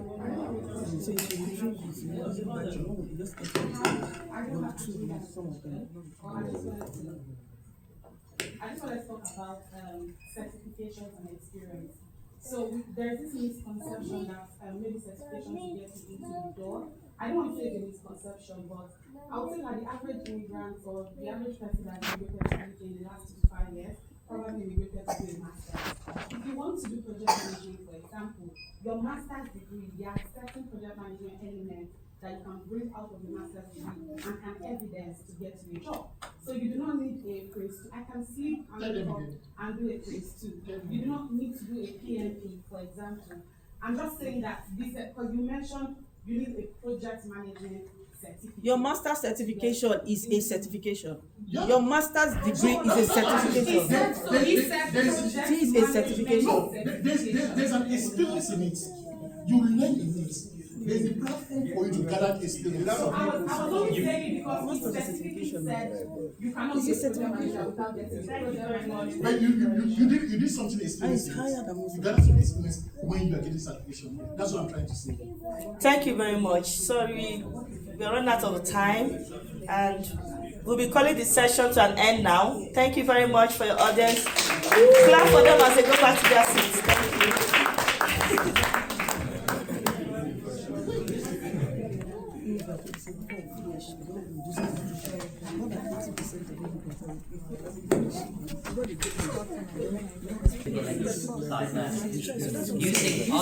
Using your opposition's kind of ideas that you don't agree with to innovate your own ideas. So that was very fun. Now, one thing, we forgot to tell you earlier that 5 o'clock, Raymond has ordered some great food for us. So it'd be great for all of us to eat together, continue to network. So you're welcome to still go downstairs at any time you need to use the, doing stuff. And there's a cafe downstairs as well. So it'd be nice for all of us to have whatever Raymond has got lined up for us. We've still got a great afternoon ahead. We've got some more pitch presentations, and I think there's one more panel discussion as well. So the next bit is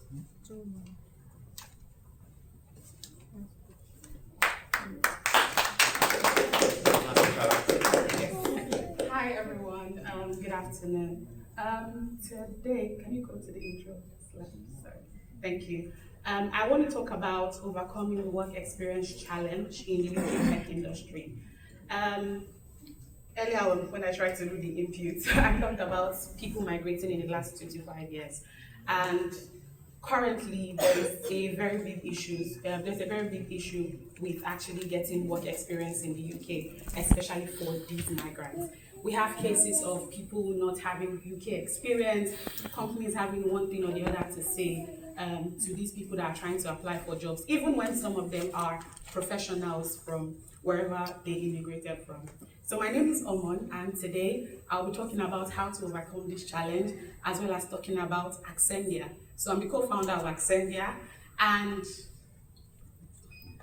one of the things that we're trying to do is helping people get into the tech industry here in the UK, and we're doing this leveraging on mentorship, internship placements to cover the lack of UK work experience, as well as even full-time job placements.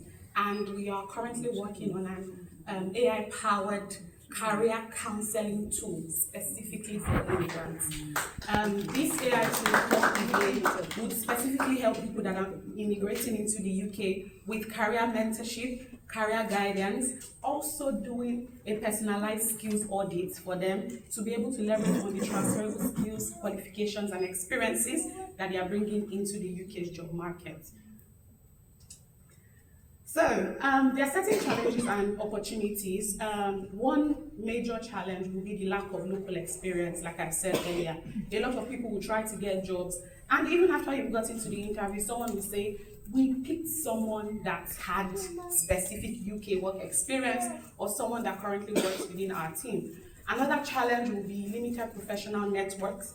A couple of people have come here today to talk about networking, and most immigrants have struggle mentality. Someone has already told you from back home that this is the only thing you can do. So people have limited themselves to those things that they've been told. The third thing will be employers' biases. So some people came in as international students, some people came to the UK to cover the health and care sector, and they would require sponsorship to remain in the UK. And there are a lot of employers that would not be able to do that, either due to financial constraints or because maybe they just don't want to. I'll go over to opportunities. UK companies actually need global perspective. I thought this was a lie until I actually got into the tech space here in the UK myself. Even though a lot of companies are scrapping DEI or whatever, there are still companies that are leveraging on that. Even the very big companies are trying to see how they can patch onto this bad press to see how they can get in more foreign skilled workers to come fill certain job roles in their companies. So there is an opportunity there. Another one would be employers value problem solving. If you come from Nigeria, for example, you know that automatically by default you're a problem solver. If you can leverage these skills or leverage this experience within your job, career transition journey or job search journey, it will be very, very advantageous to you. The last opportunity will be your unique international about what we are doing. That's an example, putting the word out there. We currently have a community of 1,240 people, and we launched on the 2nd of January. And this is to tell you that there are actually people struggling to translate the professional experience they have abroad into the UK standard. So one of the strategies is to focus on in-demand tech areas. The in-demand tech areas actually is up for debate, but I feel like there are a lot of industries or there are a lot of spaces in the UK here where people can transition into. For example, another one would be to network and build visibility. When we speak to community members, we talk to them about going for events. Nikki talked about Eventbrite, and someone else, I think earlier, talked about Eventbrite. That's one of the things that we tell people to do. Go to these events, meet people, and see what you can learn from them that you can use to translate into your CV, your cover letter, and in the long run, leverage on these networking opportunities to either get a job or at least get your foot in the door. Another thing is aligning CVs with the UK market. Very recently, I had to do a skills audit myself, and I was very, very surprised at the standard of the CV that some people were submitting, or the standard of the cover letter. And one of the things that we do within our community is to bring in HR professionals. In the last 3 months, we brought in professionals from Bloomberg, HSBC, Deutsche Bank, and the likes, to teach community members what they will be looking out for in a CV or a cover letter. And lastly, mindset shift. When I started the conversation, I talked about how most immigrants have struggle mentality. We have people within our community that have transitioned straight from being domiciliary care workers into project managers and the likes. And we usually bring these people to come and speak to other immigrants that have thought that maybe they might just do this one for the next 5 years. It's very important that we shift the mindset of people to know that there's an actual gap in the UK job market and they can fill it if they want to. Thank you.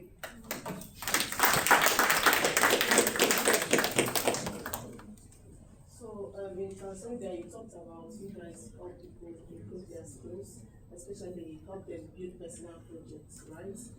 Now, the truth is that most companies that hire you, there's difference between personal projects and industry projects. They're very different. Your personal project is a personal project. The way you build your personal project, you don't build projects in a team, you just build it for yourself.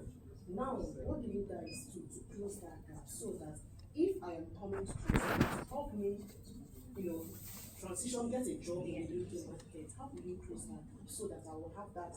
So if I go for interview, my interviewer will not know that. Just as Okay, so I know I did say personal projects, but also one of the things I said we did was, or we do, is to leverage on internship opportunities. So in the last 3 months, we've onboarded 12 corporate partners that are actively providing internship slots for community members. So outside of the personal projects you are doing, you actually have an internship. If you're a project manager, you're working on real life projects within that organization, and you're adding this to your CV, your portfolio, and building upon that. Any other question? Oh, amazing. Thank you.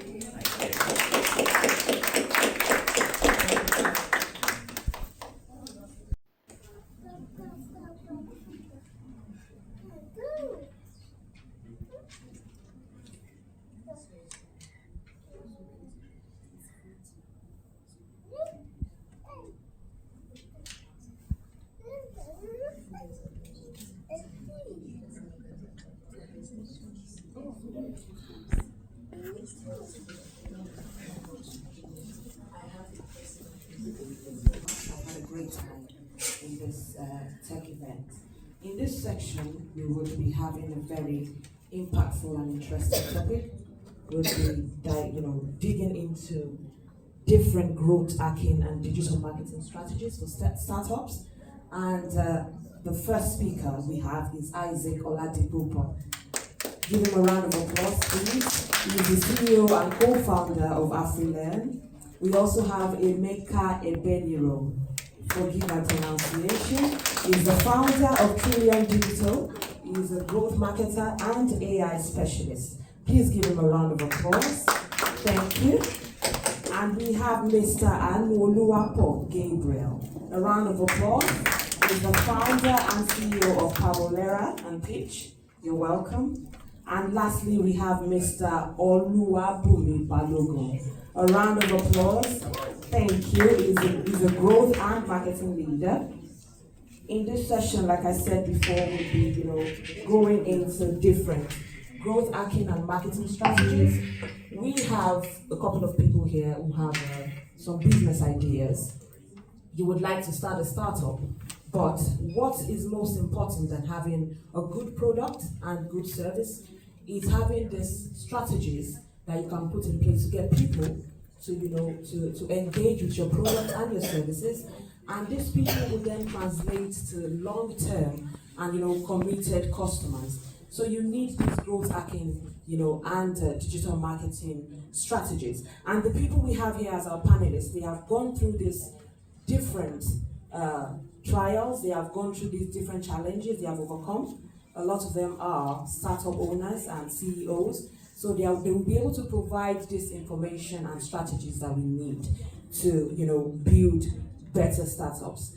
Thank you again and welcome to this session. And the first question would go to Mr. Isaac. I know that AfriLearn, leverages gamification to enhance learning.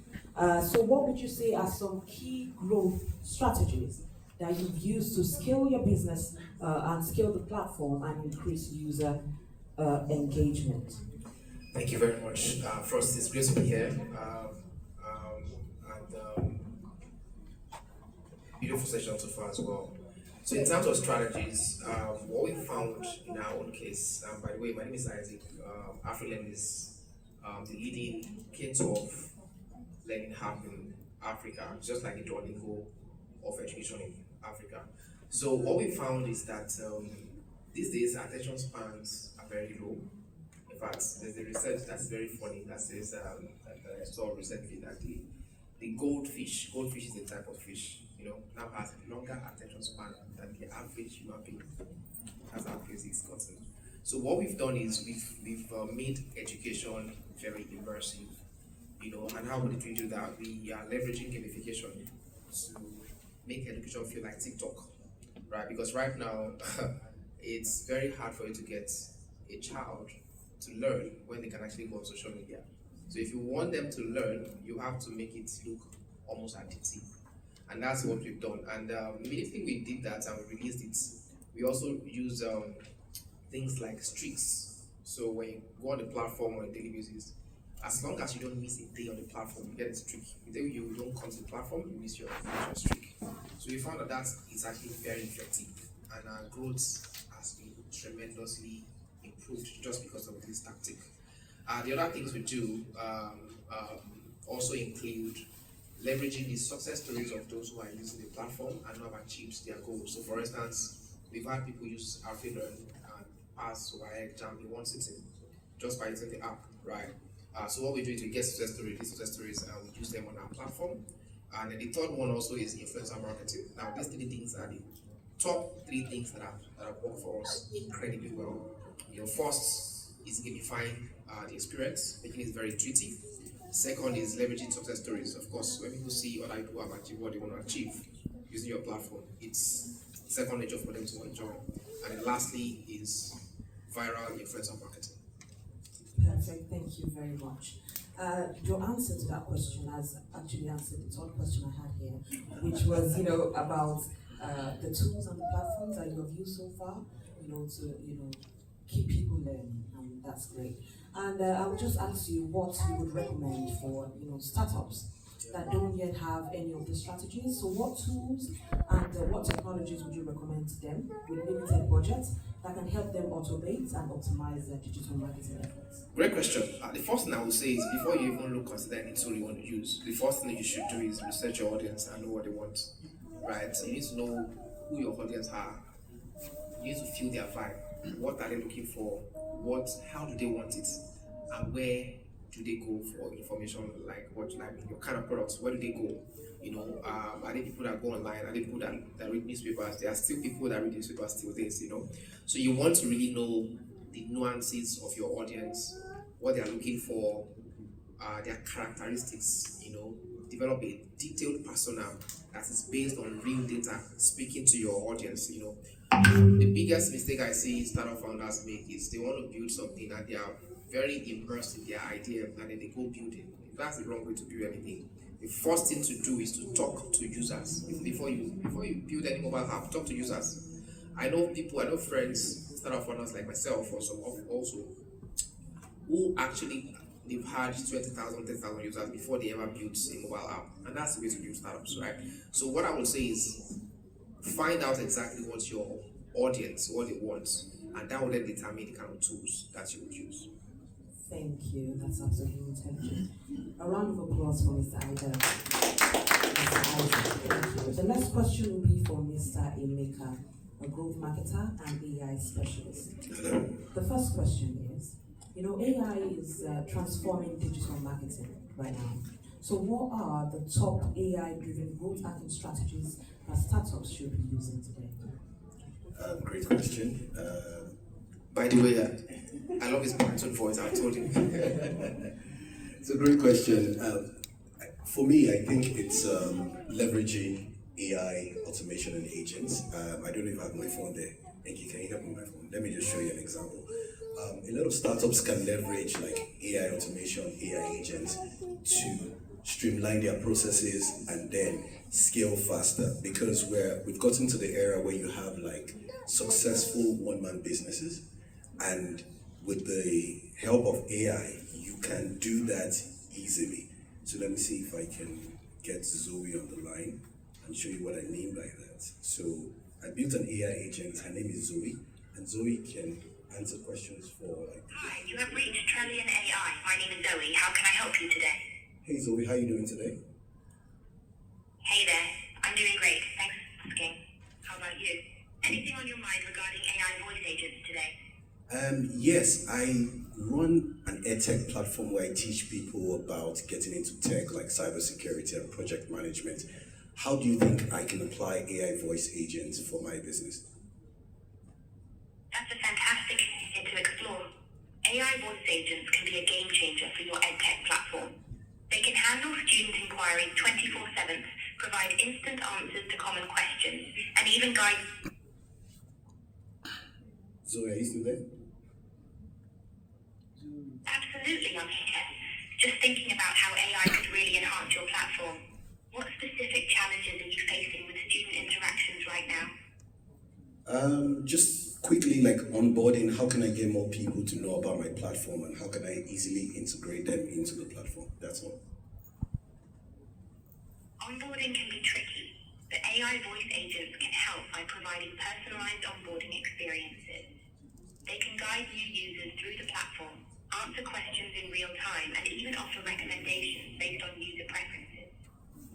For getting more people to know about your platform, AI can assist with targeted marketing campaigns and follow-ups. How does that sound? That sounds great. Thank you, Zoe. So this is just a small demo of what businesses can do. If you run an edtech platform, if you're a consultant, you're building something, this is how you can easily apply AI into your business. So your team doesn't have to answer all the questions. You can build an agent for your business that would handle questions around what product do you offer, how can it help me, the regular FAQs and things like that. And let's be honest, it sounds cool to speak to an AI, so that could even help in your marketing, which is something we'll still go into, but this is just an example to show you one way you can use it. Thank you very much, Mr. Emeka. That was absolutely brilliant. And the next question would be, what are some cost-effective growth hacking techniques that early-stage startups can use to acquire their first 1,000 customers? Fantastic. Just like my brother rightly said before, it's one thing that startup founders need to embrace is marketing. A lot of people believe you have to bootstrap your marketing. I think that's not the best way to go if you want to go fast. Let me explain. If I have an idea and I want to find out if people like my idea, I wouldn't waste my time trying to ask everybody. I would put my idea online, run an ad on Facebook, and see how many people will resonate with my idea and that message. I would get 1,000 to 500 followers instantly. And I'm saying this from experience. I've done it before. I've helped, similar to what Asendia is doing, I've helped a platform that helps people get into tech, organize project management and all that. And we're able to grow that in less than 90 days. We're able to grow the platform to about 1,000 loyal people on the platform to keep engaging, coming for workshops, masterclasses and all. And in 90 days, we're able to monetize the platform. Why? We leverage growth hacking techniques, running ads, targeting the right people, putting the right message in front of them, and getting them along the journey. So what I would advise any startup founder is, one, have your landing page or your website where your product is, where you share about your product. Two, create a video or series of videos that talk about the pain points of what and your value prop of your product, and then drive traffic to your landing page. And on your landing page, put a waiting list there. So once people see your ad, they go to your landing page, they understand what your product is all about or what you intend to build, and you get their details. By the time you do that, in about a month or less, you would have gotten a database of what, 10 to 20,000 people. And the moment you're launching your product, you already have 10 to 20,000 people that are interested. So that's my contribution. Fantastic, thank you very much. Although this question is not really on the list, but it's possible to have 20,000 followers, right? But when it comes to monetizing the application, whatever it is, those people will not translate to customers that would pay. So when a startup is facing such a challenge, whereby they have huge following, they have people who have, seen their ideas and think it's brilliant, but are finding it difficult to begin to, spend on, whatever application it is. How would you advise such a startup owner? What would you advise them to do to be able to, break that barrier? Great question. it's followers. It's not the same thing as building a waiting list. Those are two different things. And by the way, I'm sorry to bust any startup founder, but a lot of them buy followers. That's the truth. So to look good, have that social proof, look really nice, they go to some growth hacker that give them followers, or they buy an existing account, they change something. No. If that's why you're building a waiting list. So it's the same way a lot of the platforms we used to do, that's how they grew, and they grew fast. Notion, a lot of these guys build through community. So if I'm building something that I believe would help someone here, I would shoot a video, talk about my product, make you understand what my product is all about, and tell you, do you think this would help you? You would put your details, and I would let you know, we're going to launch this product at this time, and this is the range. Another thing you can do with building a waiting list and having like a souvenir or a survey is, you can find out how much people are willing to pay for that solution. And that's one area a lot of startup founders don't do. They don't do enough research. So I would rather, in my own case, build a database of 20,000 people that are interested, get them to fill a survey, have an idea of how much they are willing to pay for that solution, and understand what the pain points are, because I'm a marketer, and use that pain points to do communication to target other people, because I just got free insights, R&D, I just got free research and development. Use them to develop my product and then launch it to other people, because if 20,000 people are willing to join my waiting list, at least 10% or even 1% of them will be willing to pay if the price is right. Fantastic, thank you. So it is important to focus on organic growth rather than, quick, get rich quick schemes. Thank you very much for that. Next question will be to Mr. Gabriel, the CEO of Pavalera. So Pavalera focuses on empowering indigenous communities through digital innovations. So what are some unique growth challenges and opportunities in that particular space? Thank you very much. My name is Uloma Okenyi. When I came into the United Kingdom in 2022, I was lost, no family, just one friend, right?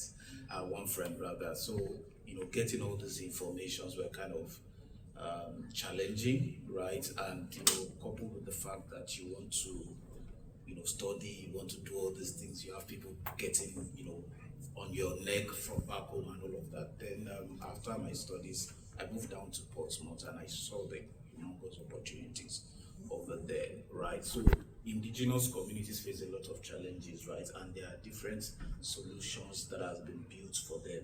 However, when I came in, I saw some other form of opportunities that are into the healthcare space, right?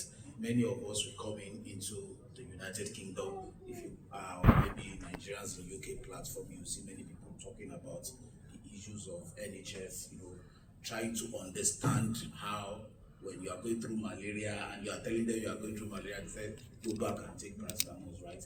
There are no digital tools to kind of leverage some of the opportunities in this place. And that's why we are building things to support people in that area. In addition to the opportunities that are there, right? When we started Pavalera, we looked at the communities of migrants in Portsmouth. Portsmouth is a population of about 200,000 people, and we have just close to 1 to 3%, right, in these places. We have people that have businesses in these areas. We have people that have, local businesses. But one thing that we realized was that the way London is and digital tech in Portsmouth is different from Portsmouth, right? So if you want to do things that are related to digital, you have to tie it to their businesses, right? You have to tie it to what they currently understand. If you tell them you want to do AI or something, they just look at you. So there are different unique patterns of ways of doing things in different cities. Awesome, thank you very much. And how important do you think networking is in the UK startup ecosystem? And what are those practical ways that we can use to connect with the right people? Networking is actually one of the biggest things that has helped us. When I tell people that we've just clocked 1 year by May, people don't believe, right? With networking, so when I wanted to start Pavulera, right? So Portsmouth Tech came out of Pavulera, all right? So I went to some of my friends from the faith community, and I told them my idea, and they were like, "You're crazy. What do you want to do in Portsmouth? Portsmouth is a village." I was like, "Oh, Portsmouth is a village." I think there are some people that came to the events that are here last year, and I said, "Okay, I like that challenge. Portsmouth is a village, but we are going to digitize it, right?" And when we started, I actually used the local knowledge from Nigeria, right? So sometimes you have to use the, how will I call it now, the methods that are unconventional, right? There are some certain people. So for instance, we have the first black female counselor in Portsmouth, who happens to be a Nigerian, right? There are ways by which you can reach out to those people. Yes, they might seem big on the outside, but there are strategic ways whereby you can reach out to them. So I went to her, "Mommy, I want to do this." I want to, that's a good thing, we'll support you. And then I looked at the whole of Portsmouth. Who are the people that have the power, right? Migrant community has power here, all right? So I reached out to Portsmouth Bangladesh Business Association. I reached out to the charities. Please do not play with charities, do not play with CICs. They have the contact, they have the network to take you to the next level. And I reached out to them. One, because Eldon Building, which is one of the biggest buildings in Portsmouth, and we had over 150 people attend the event. And since then, we've been growing. So one, networking is key. Just identify the people that can take your stuff to the next level. And the second thing, collaboration.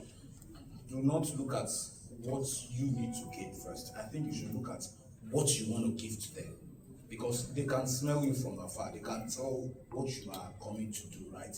Just be genuine, be kind. Oh, we want to help this, we want to help that. For instance, when we looked at the landscape of Portsmouth, we did something called digital safety in the era of AI.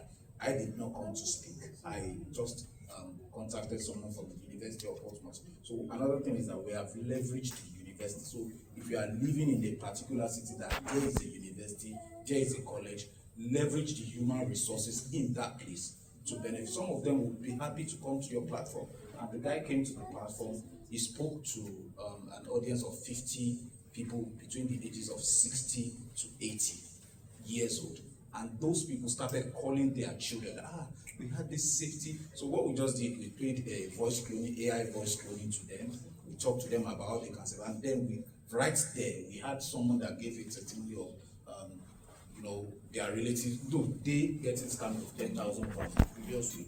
And then we had a wife of a CEO who was in the audience without us knowing, telling her husband that, we have this thing, you have to implement it. And now we are having a workshop with the company's CEO in April. So just identify the right people in your community. Thank you very much. Thank you, Mr. Gabriel. And lastly, to Mr. Bumi, a growth marketing leader. So you've been able to help different startups in Nigeria, and even within the UK as well, to build themselves. So what are some common mistakes that you see in early stage founders?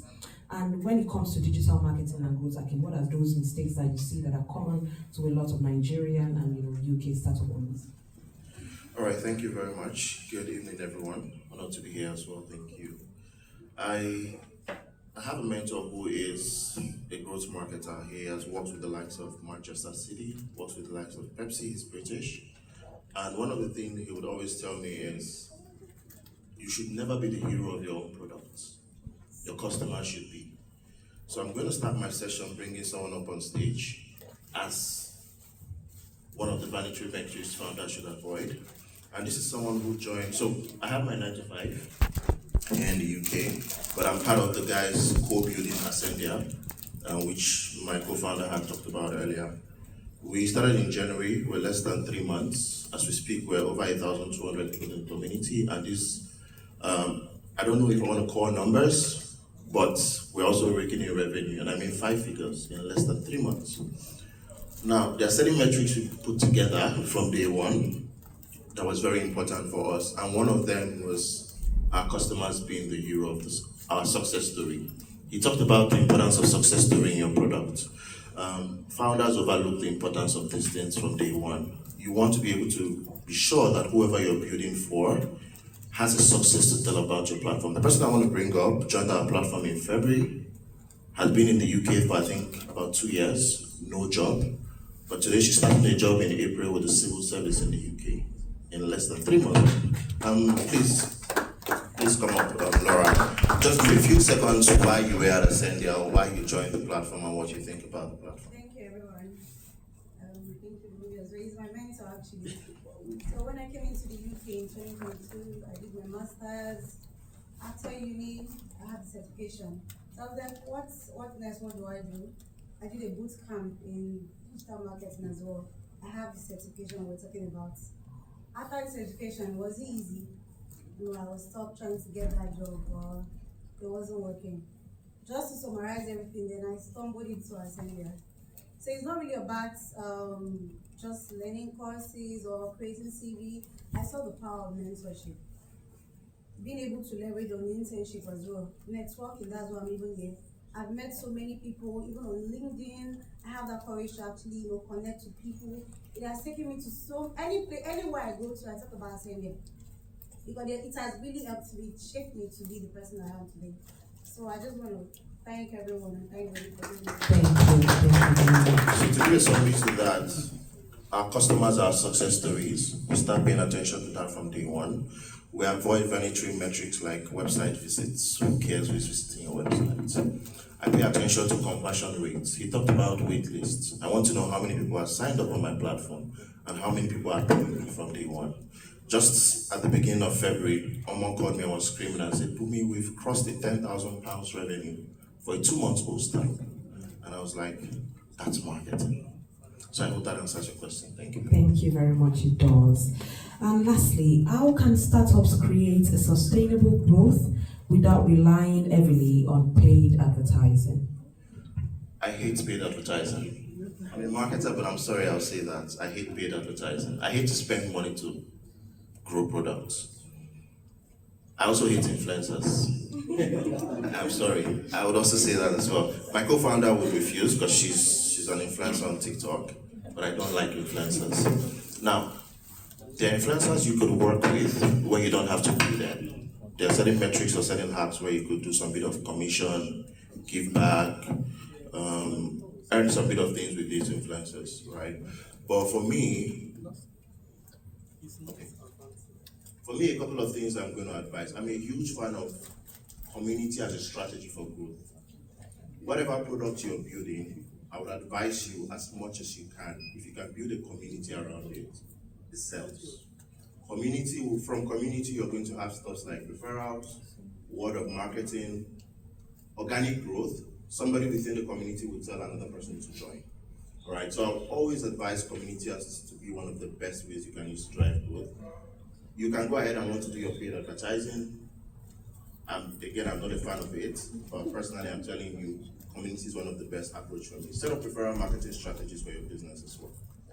If somebody brings in somebody, before I came to the UK, I used to have a startup called Pocket Food, raised about $250,000, sold it and went to the UK as a global challenge.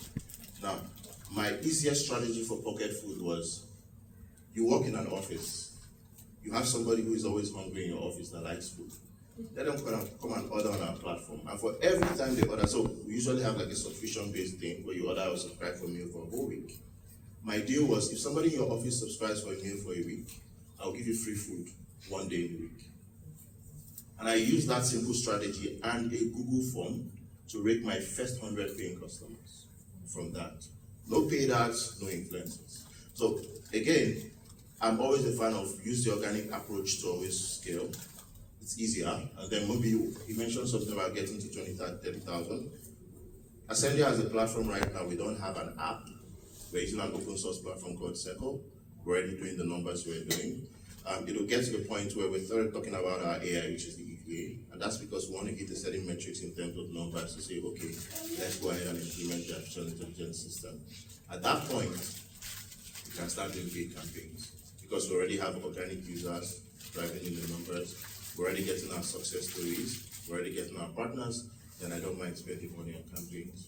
But yes, I think that would be my summary, and I hope that answers. Thank you very much. You spoke about building a community around your product. How do you do that? Go outside of the house and meet people. This is a community, right? I'm a sucker of getting up and doing things immediately. Networking events. If I wanted to build something now, I can speak to at least 5-10 people here in this room and bring them into what I'm building. That's already a community. My church is a community. Wherever you're staying, for those of us staying in London or out of London, there are Africans within your location. That's a community. Facebook, you can create groups, you can create communities. WhatsApp, you can create communities. There was a time in my life I was pretty broke. Very, very broke. I'm still broke now, but I was very broke. And I knew I had a skill on marketing. What I did was I posted on my WhatsApp status and I said, I want to train 10 people on how to become good marketers in 3 days. I know it's phishing email or cybersecurity guys. It's not good to use those type of words, but I had to do it. And I said, 5,000 naira. I wanted only 10 people because I was looking for a quick 50K to solve my problem. My WhatsApp community had about 30 people sign up. And that was how I was able to solve my problem. Simple WhatsApp. And that was because it necessarily was not from people within my WhatsApp that joined, but more of people taking screenshots telling their friend, oh, one guy is teaching somebody for just 5,000 naira. But I needed the volume, not the price itself. So think of strategies, your WhatsApp, your church, mocks, locations, events, networking is powerful. This week alone, I've been at 2 powerful networking events. One was organized by UK Innovate. So Ascendia is, again, another powerful metric. So less than 3 months, we're currently backed by Innovate UK in just 2 months when we got into the market. I was at an event on Thursday by Innovate UK, and from that event, I was telling my co-founder, I said, people were looking for skilled people to come and work for them. You know, when somebody comes up and like, oh please, if there's any lawyer in the house, I want to employ a lawyer, come and work for me.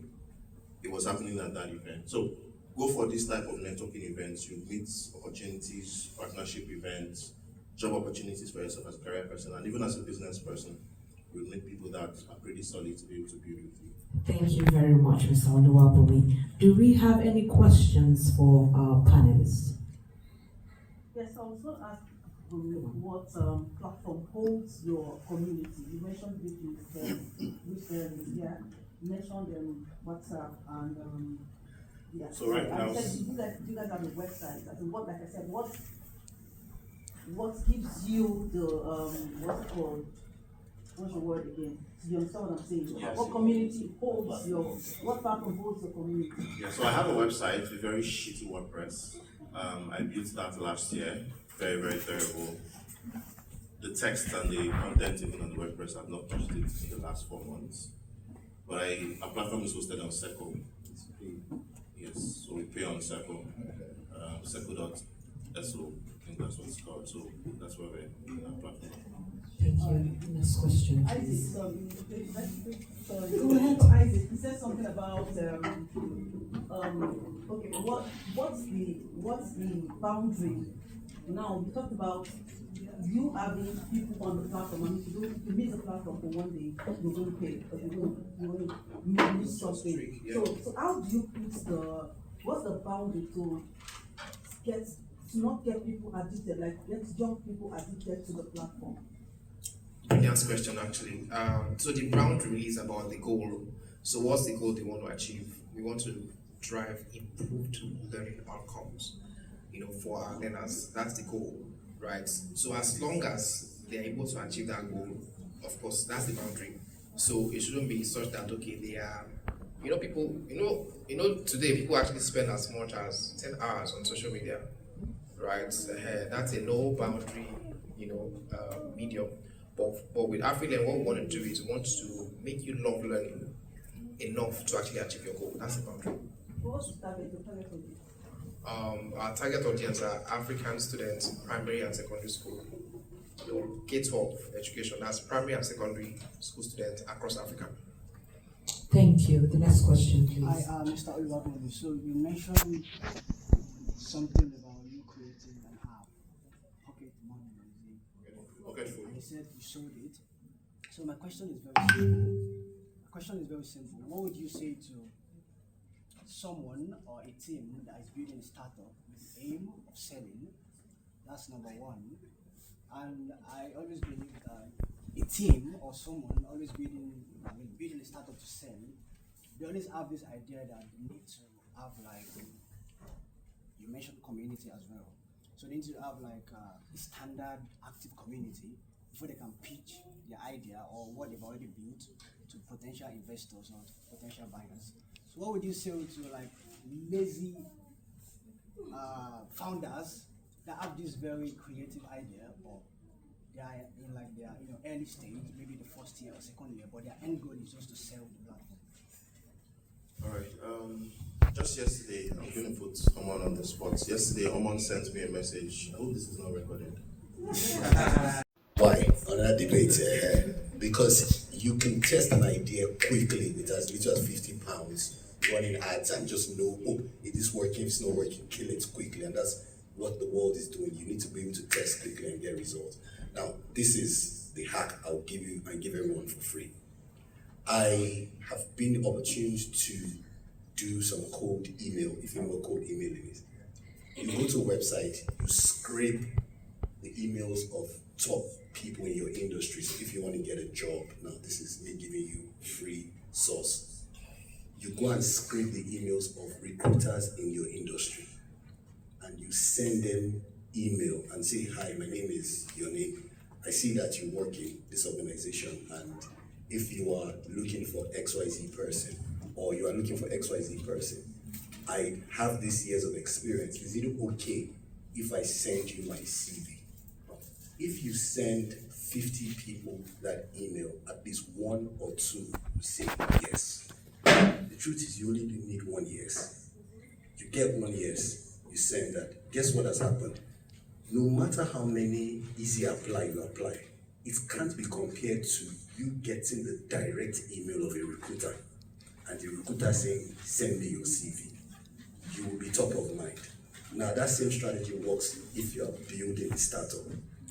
You send cold email to investors, you send cold email to partners. Even if you have a podcast, you send cold email to people you want to interview on your podcast. It's easy to say, it's hard to do. You know why? You are your own limitation. Something in the back of your mind will tell you, how do I get the email? Will they reply me? What do I say? When they reply, you begin to doubt yourself. That's number one. Number two, if you are building and you don't I say this, ABP, not ABC, always be pitching. You're looking for a job, you're building a startup, always be pitching. Tell everybody that is around you, this is what I do, this is what I do, this is what I do. Be top of mind, the opportunity will come. So I feel, for me, the biggest challenge as an immigrant in a new country, excuse me, is your mindset, your limitation, and your lack of access to the right community. Not a WhatsApp group, not a Facebook group, but a collection of people that keep pushing you to bring out the best in you. Is the biggest challenge. Thank you very much. Always be pitching. I had a great time with this group of experts. I hope you did. So thank you for listening to us, and a round of applause.